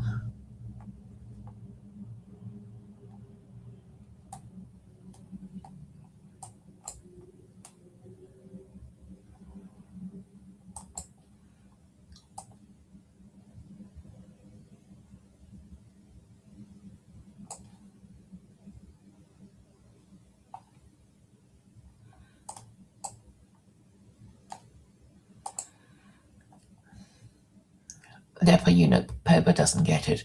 A constitutional dictator is better than an absolute dictatorship, right? And this is basically what I'm proposing. You have a constitutional republic, and you will have a constitutional dictator. Let's just say, that he has the powers of a leader of the republic, and this is already acknowledged in the American Constitution. Obviously, the president of America is not some ordinary Joe, right? He has powers that pertain to the dignity of his office. Call him a dictator, but a constitutional one, meaning that he cannot do anything beyond the powers that he is supposed to have. So we have to have a think about what kind of power he's supposed to have, and so he's not supposed to have the power to hand on his leadership position to anyone in his family, right? That would make sense, wouldn't it? Because you don't want a monarchy. So when you talk about absolutism, people will think immediately of an absolute monarch. Oh, there can be absolute dictators, but you don't want an absolute dictator either. You want a constitutional dictator. As long as you understand the differences and are capable of making the category distinctions.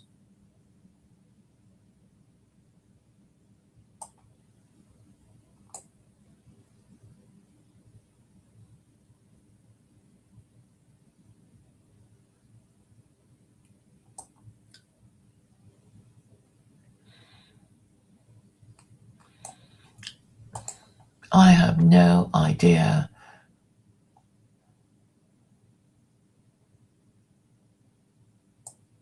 Okay. This is quite funny. Rotisserie chickens coming home to roost. That's a good one.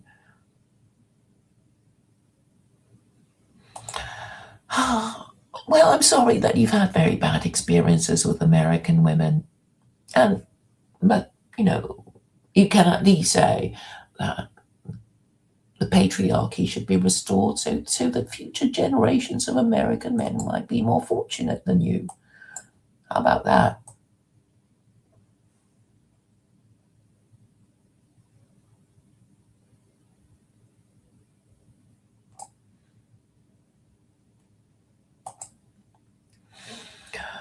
Leather unit Hover says, patriarchy is just alpha Chad enslaving beta males and cuckolding them.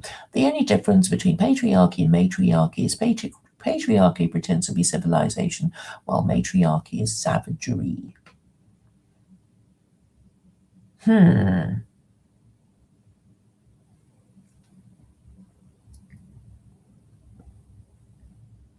I'll steel man your arguments.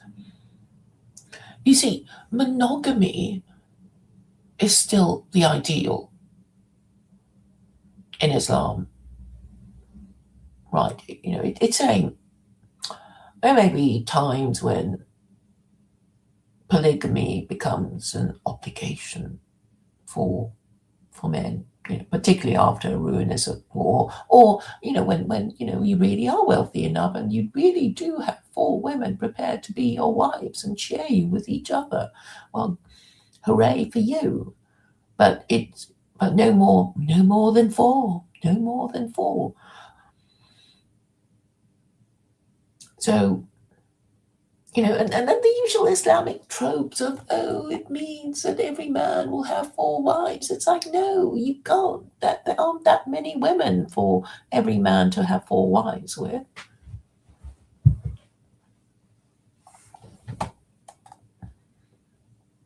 So yes, if you're the alpha male, you know, probably there will be, you know, more women throwing themselves at you and maybe cuckolding their beta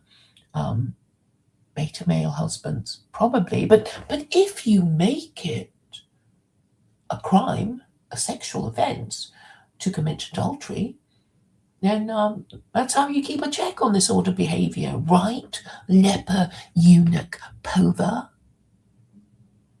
Did you mean to say power, but you just mistyped and said pover? So stupid people that are these days.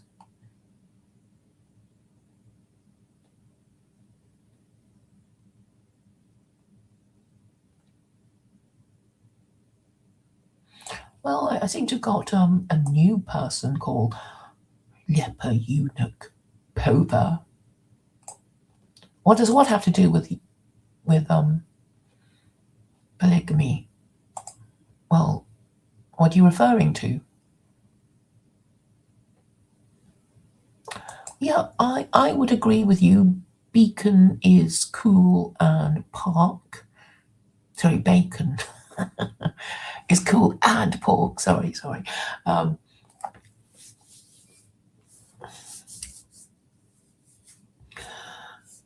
It's a men in middle management whose names you don't know. They're the ones, you know, operating the machinery of matriarchy. But you need to go to the top. You need to go to the top. And you need to know who is at the top. And this needs a bit of working out when, you know, the buck keeps being passed. It's been passed round since, well, it was being passed round since the time of Harry Truman, who famously said, the buck stops here, which was a sign he put up in the Oval Office, but he failed to stop the passing of the buck. Because democracy is causing the buck to be passed at ever increasing levels of velocity. Because what happens is the ruling class is saying, we're only obeying the rule of the people. And if the people will keep voting and they're stupid enough to do it, then they are supporting the current system, which is why I keep saying to people that you're part of the problem if you think voting is going to solve the problem. And so all that's required for people to do. And you know, the thing is, all the things I ask people to do is quite easy. I'm not even asking for money from them. Not asking them for money. I'm just asking them to say to each other that if you think voting is going to solve the problem, then you are part of the problem. Can you not say that? Maybe you don't have anyone to say it to because you're so pathetically socially excluded that you don't have anyone online to say, to them that if you think voting is going to solve the problem, then you are part of the problem. You can't even do that because you're just so pathetic.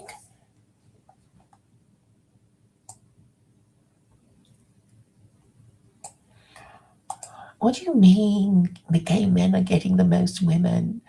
Well, they wouldn't be interested in women, would they?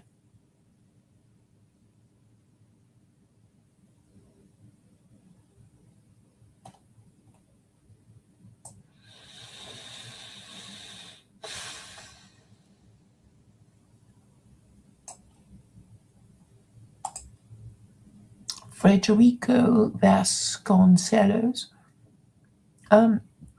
aren't you a white nationalist? So I'm talking to you. Great. I mean, I reached out to white nationalists a long time ago, you know. So a few of them do know me. I'm sure Richard Spencer is aware of me.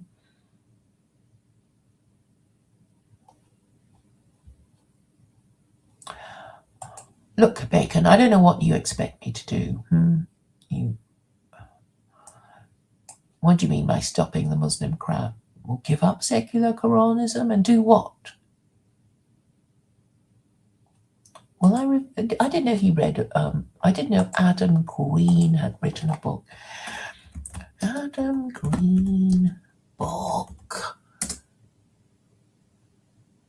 Don't write books. Just post on Substack, right? Just do that. And don't monetize it, because then it prevents people who don't agree with you from posting comments. You oh my god, Substack. That's another thing I need to go on about. I'm on Substack because I like the way comments are enabled. But I know others like Substack because it gives them the option of monetization. Well, the problem with being monetized is that you are excluding the people who won't pay for you because they don't agree with you, and you actually need to engage with people who don't agree with you.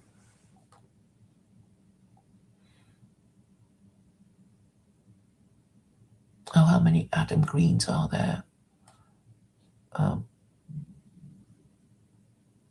It's about Jesus, right? You say Adam Green, Jesus.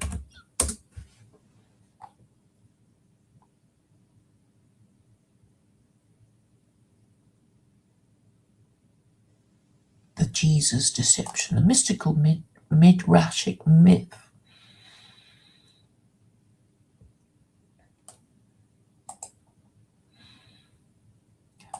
So he's denying the existence of Jesus. What if the most influential figure in history never existed? For nearly 2,000 years, the story of Jesus has dominated the planet, yet the evidence does not point to a historical man, but to a heavenly Saviour known mystically through revelation and Scripture. In The Jesus Deception, Adam Green investigates the true origins of Christianity and the prophetic purpose of Jesus. A critical examination of biblical texts and leading scholarship reveals how Jesus began as a mythical construct fabricated to fulfill biblical prophecy and theologically conquer the world. Yeah. But so what are you going to do about it? Get all these Christians who will cling to the religion of mum and dad and their ancestors, despite all reason, because it's the only religion they know, and Islam is too alien. What I propose is a gradualist approach to dealing with these die-hard Christians who would rather die than not go to church. So let them go to their church. Continue to support the First Amendment and say, you go to your favorite place of religious worship and you keep going there.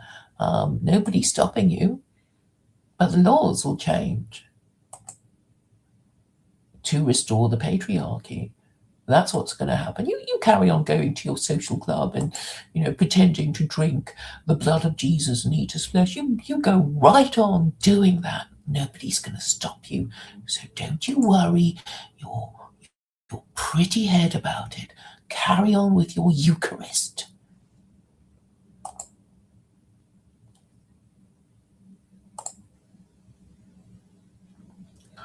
So Adam Green wants to deny the existence of Jesus in order to make Christians feel particularly stupid for being force-fed the lie that he is God since the 4th century. And I understand why he might want to do that.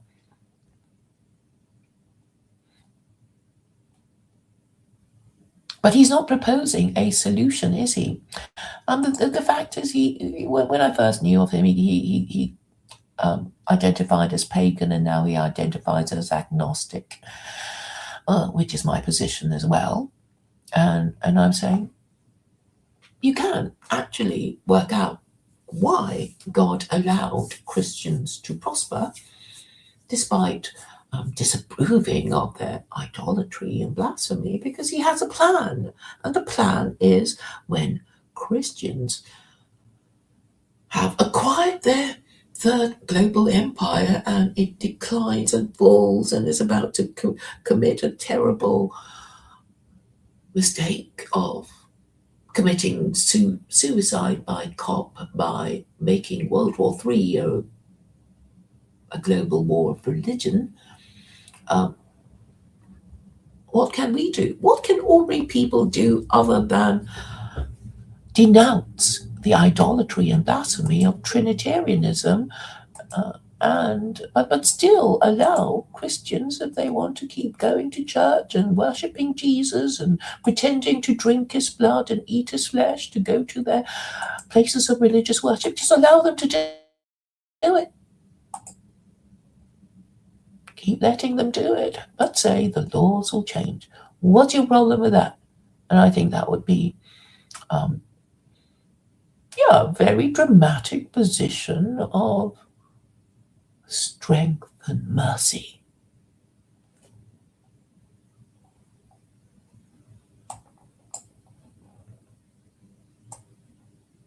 So thanks for drawing to my attention the new book by Adam Green, Denying the Existence of Jesus, because he hates Christianity so much, but hasn't got a solution. If you chat to him, maybe if you get a chance to ask him a question, why don't you ask him about secular Quranism?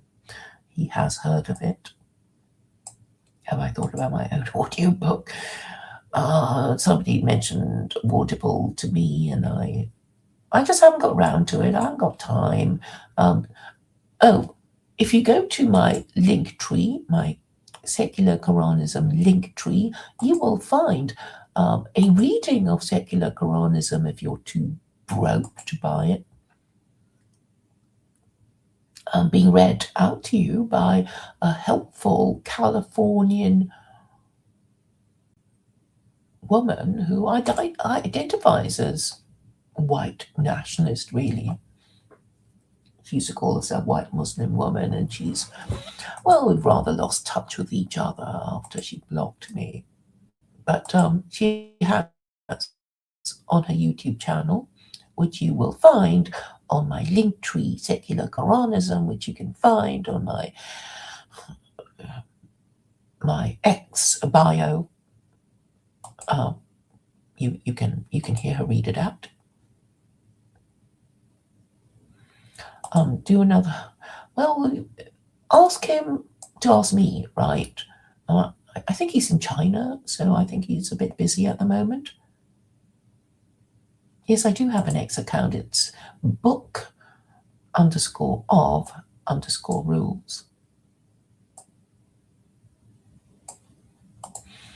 Now I seem to have got to the final comment on this stream. And Leper Eunuch Pova says, I combine North Star Islam with the Gospel of Thomas and the Fomenko-Nozevsky chronology to form my view of religion and history. Okay, I haven't heard of Fomenko nor Zebski.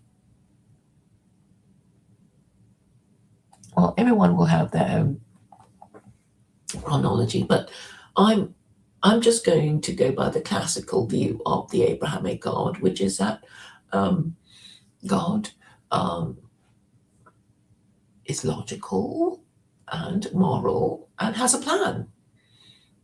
And so Christians might wonder, well, why did God allow Christians to prosper when he disapproved of the idolatry and blasphemy of the Trinity? And I guess he was just playing a practical joke on these idolaters and blasphemers who worship Jesus as a co-equal of God.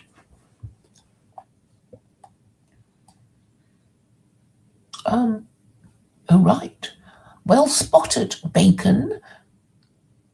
Oh, that means I can talk about Alexander Dugin. Well, thank God for that. I would have thought that the Russians would be talking about democratic centralism, but still, Dugin is just saying, oh, the fourth political theory. And you think, well, what is it? It sounds like a people's democratic dictatorship, the way he's talking. And even Alexander Mercouris said Dugin's fourth political theory is a sandwich without the filling, or a banquet without the courses, or something like that. So even the Russians, who have suffered so much at the hands of the Anglo-Saxons, just haven't got it. Well, how about secular Quranism with Russian characteristics? After all, Russia is a European country with the highest percentage of Muslim citizens. So just, bite the bullet and swallow your pride, Christians. I mean, nobody's... The whole point of the whole point of Islam is that it actually allows religious freedom because it is an imperial religion. Because all the all empires know that, we just want to conquer these people and make them pay tribute and taxes. We don't want to fight them about their stupid beliefs, because that would stop them from paying their tribute and their taxes. And we just say, we're all one happy family, aren't we? And they won't say, no, we're not, unless they want trouble. And then you can, propagate the myth that you're all one happy family living in this glorious imperium. And, of course, it's not worthwhile trying to tell people that their beliefs are wrong. You just say, yeah, whatever. We're not stopping you from worshipping your executed blasphemer. We're not stopping you from pretending you're eating his blood, his flesh, and drinking. We're not stopping you at all. Carry on, carry on. But the laws will change. And why would you object to the banning of usury, the reconsecrating of marriage, of the abolition of no-fault divorce? Why would you object to that? And they will have no answer, but you have to make these arguments. And it seems I have to make these arguments to Alicia Flatt and Mrs. Paul Van der Clay and maybe even Mrs. Chris Howard, just to get their approval, so they can be one of the first women to support secular Quranism, because it would give them the status of being the first Western women to recognize the power and glory of secular Quranism. And before I go, I should mention this video that I saw of Mary Harrington and Louise Perry. So Chris Howard was talking about this video, this exchange between them, and you should listen to it. Mary Harrington was talking like a white nationalist. We have to have babies for our race. And then Louise Perry was saying, oh, maybe you shouldn't say some, things like that. It's a bit, it sounds a bit white nationalisty. But yeah, you should go and listen to that one and hear all the dog whistles of ethno-nationalism and the challenging of the matriarchy, which of course, being women, they have to not say it the way I do.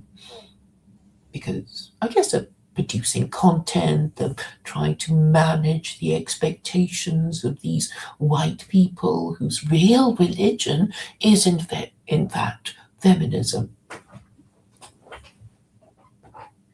and sexual liberation from the rules of marriage and good parenting. And I'm saying it's inevitable. Yeah, they were saying, the Chinese and Japanese are having, the same problem because, let's face it, because of the power of the Anglo-Saxon Empire, all their ideas, cascade downwards like a cascade to even communists in China. And of course, communism was a reaction against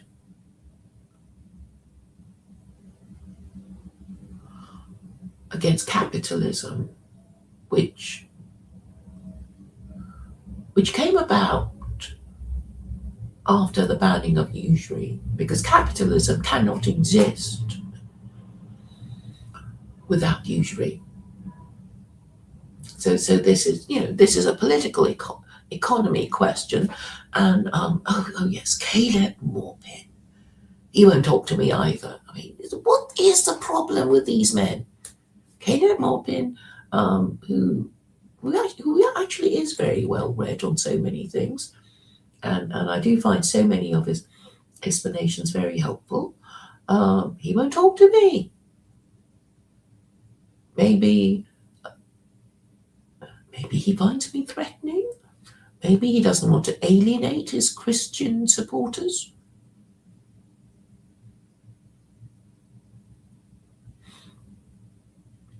It's interesting, isn't it, when I think about why people might not do the obvious thing. He's a journalist. He's not some, white nationalist moron unable to put his words together. He's a pretty smart guy, energetic, creative, but he won't talk to me because maybe he doesn't really understand the history of Christianity. But it's important to understand the West by understanding its history. And sadly, for most Westerners, a lot of their history has been withheld from them. So they don't know the burnt and bloody history of Christianity because their government won't tell them about it by mentioning it in their history curriculum, because they still, want Westerners to marry and have children in stable marriages and stable families until the last 50 years with the sex revolution, the swinging 60s, and now they are matriarchy, and they don't want to restore the patriarchy because nobody wants to be defenestrated, right?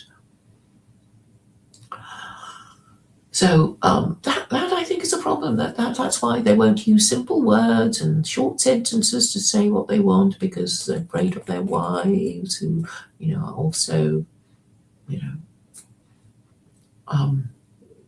invested in feminism.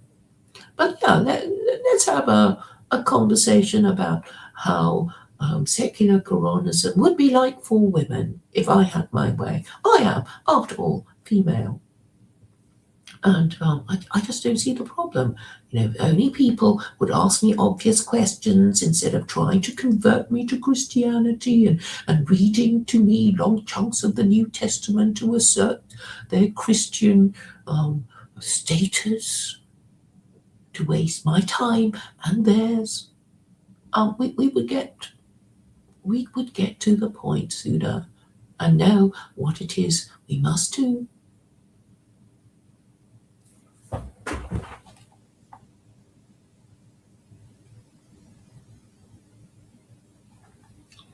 Okay, more comments for me to comment on. I will keep doing it because you've been all so kind to come and comment, even though I've been talking for over two hours now.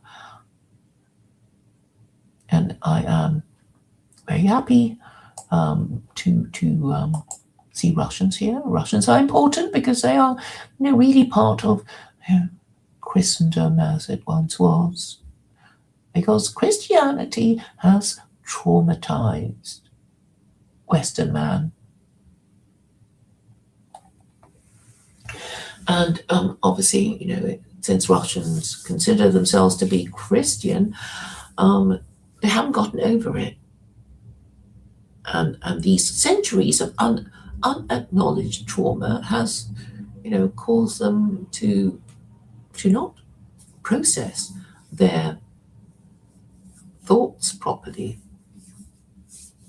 Because if you think about the theology of the Abrahamic religions, there is only one Abrahamic God. There is no disagreement as to the number of the Abrahamic God. There's only one. And even the Christians who think he's a Trinity are not claiming there's more than one Abrahamic God. It's only his nature that they are disputing with Jews and Muslims. Therefore, if there's only one Abrahamic God, we have to divine his will. And I would say he wants to worship him correctly and acknowledge that he's not Jesus, which I think is fair enough. I mean, if you're God and you're not Jesus, it's a bit annoying, isn't it? If stupid Christians keep claiming that you're Jesus, and they're too traumatized to, acknowledge that it makes no sense for God to be Jesus. Why would you worship an executed blasphemer when you could be worshipping the supreme creator of the universe? It makes no sense.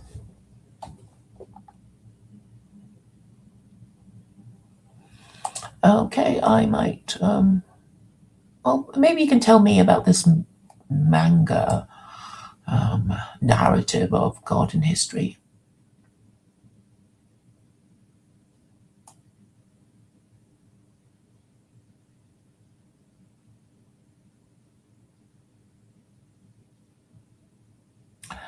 Well, I just don't understand all this sort of complicated narratives. Just keep it simple. Keep it simple, stupid. Or nobody will get it.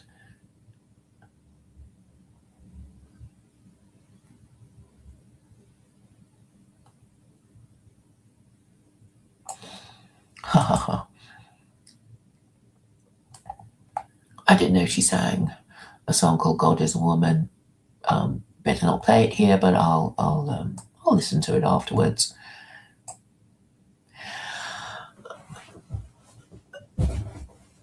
Anthropologists know that primitive peoples would worship the female, probably because she gives birth, right?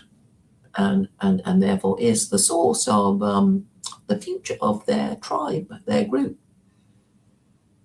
And because of this primitive tendency to anthropomorphize God, then they'll think God is just me, but always agreeing with me, but with superpowers and who will never die. And and that's what they think. I mean, these Americans, they think God is Superman or some stupid shit like that. Oh, no, or sometimes they think he's Jesus.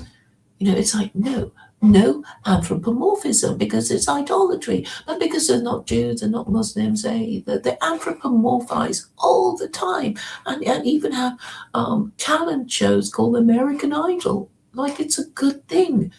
So what we have is American matriarchy, American paganism, and sadly a desire for American primitivism, because they're all degenerate, obviously.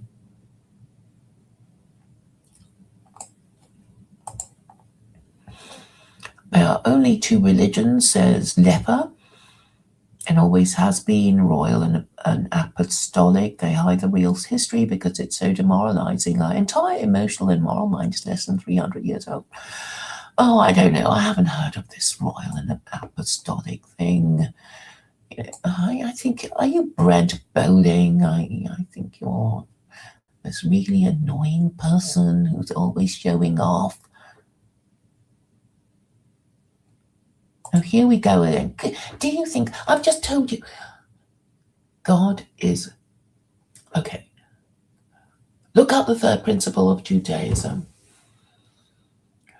in which Maimonides forbids Jews from conceiving of God as anything material or physical. And in a way, the atheist view of God is paradoxically closer to the belief of a theist, because an atheist would say, well, God is just a figment of your imagination. It's just a stupid big lie that stupid people believe in. And of course, lie, there's no thing called, that you can see that is a lie. So God, at the very least, is just an idea. Or if he does exist, then he exists as pure energy and power outside the universe. And if he wants to get anything done, he will send the Holy Ghost to do his bidding and get Mary pregnant and cause disasters or perform miracles. So that is a role of the Holy Ghost, who is an agent of God.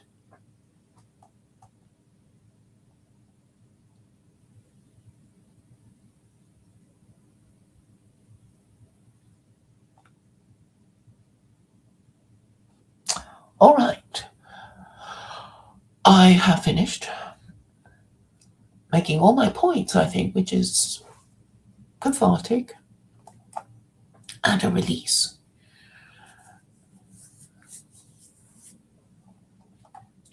So thank you all for coming. And share and discuss my ideas with others, if you dare.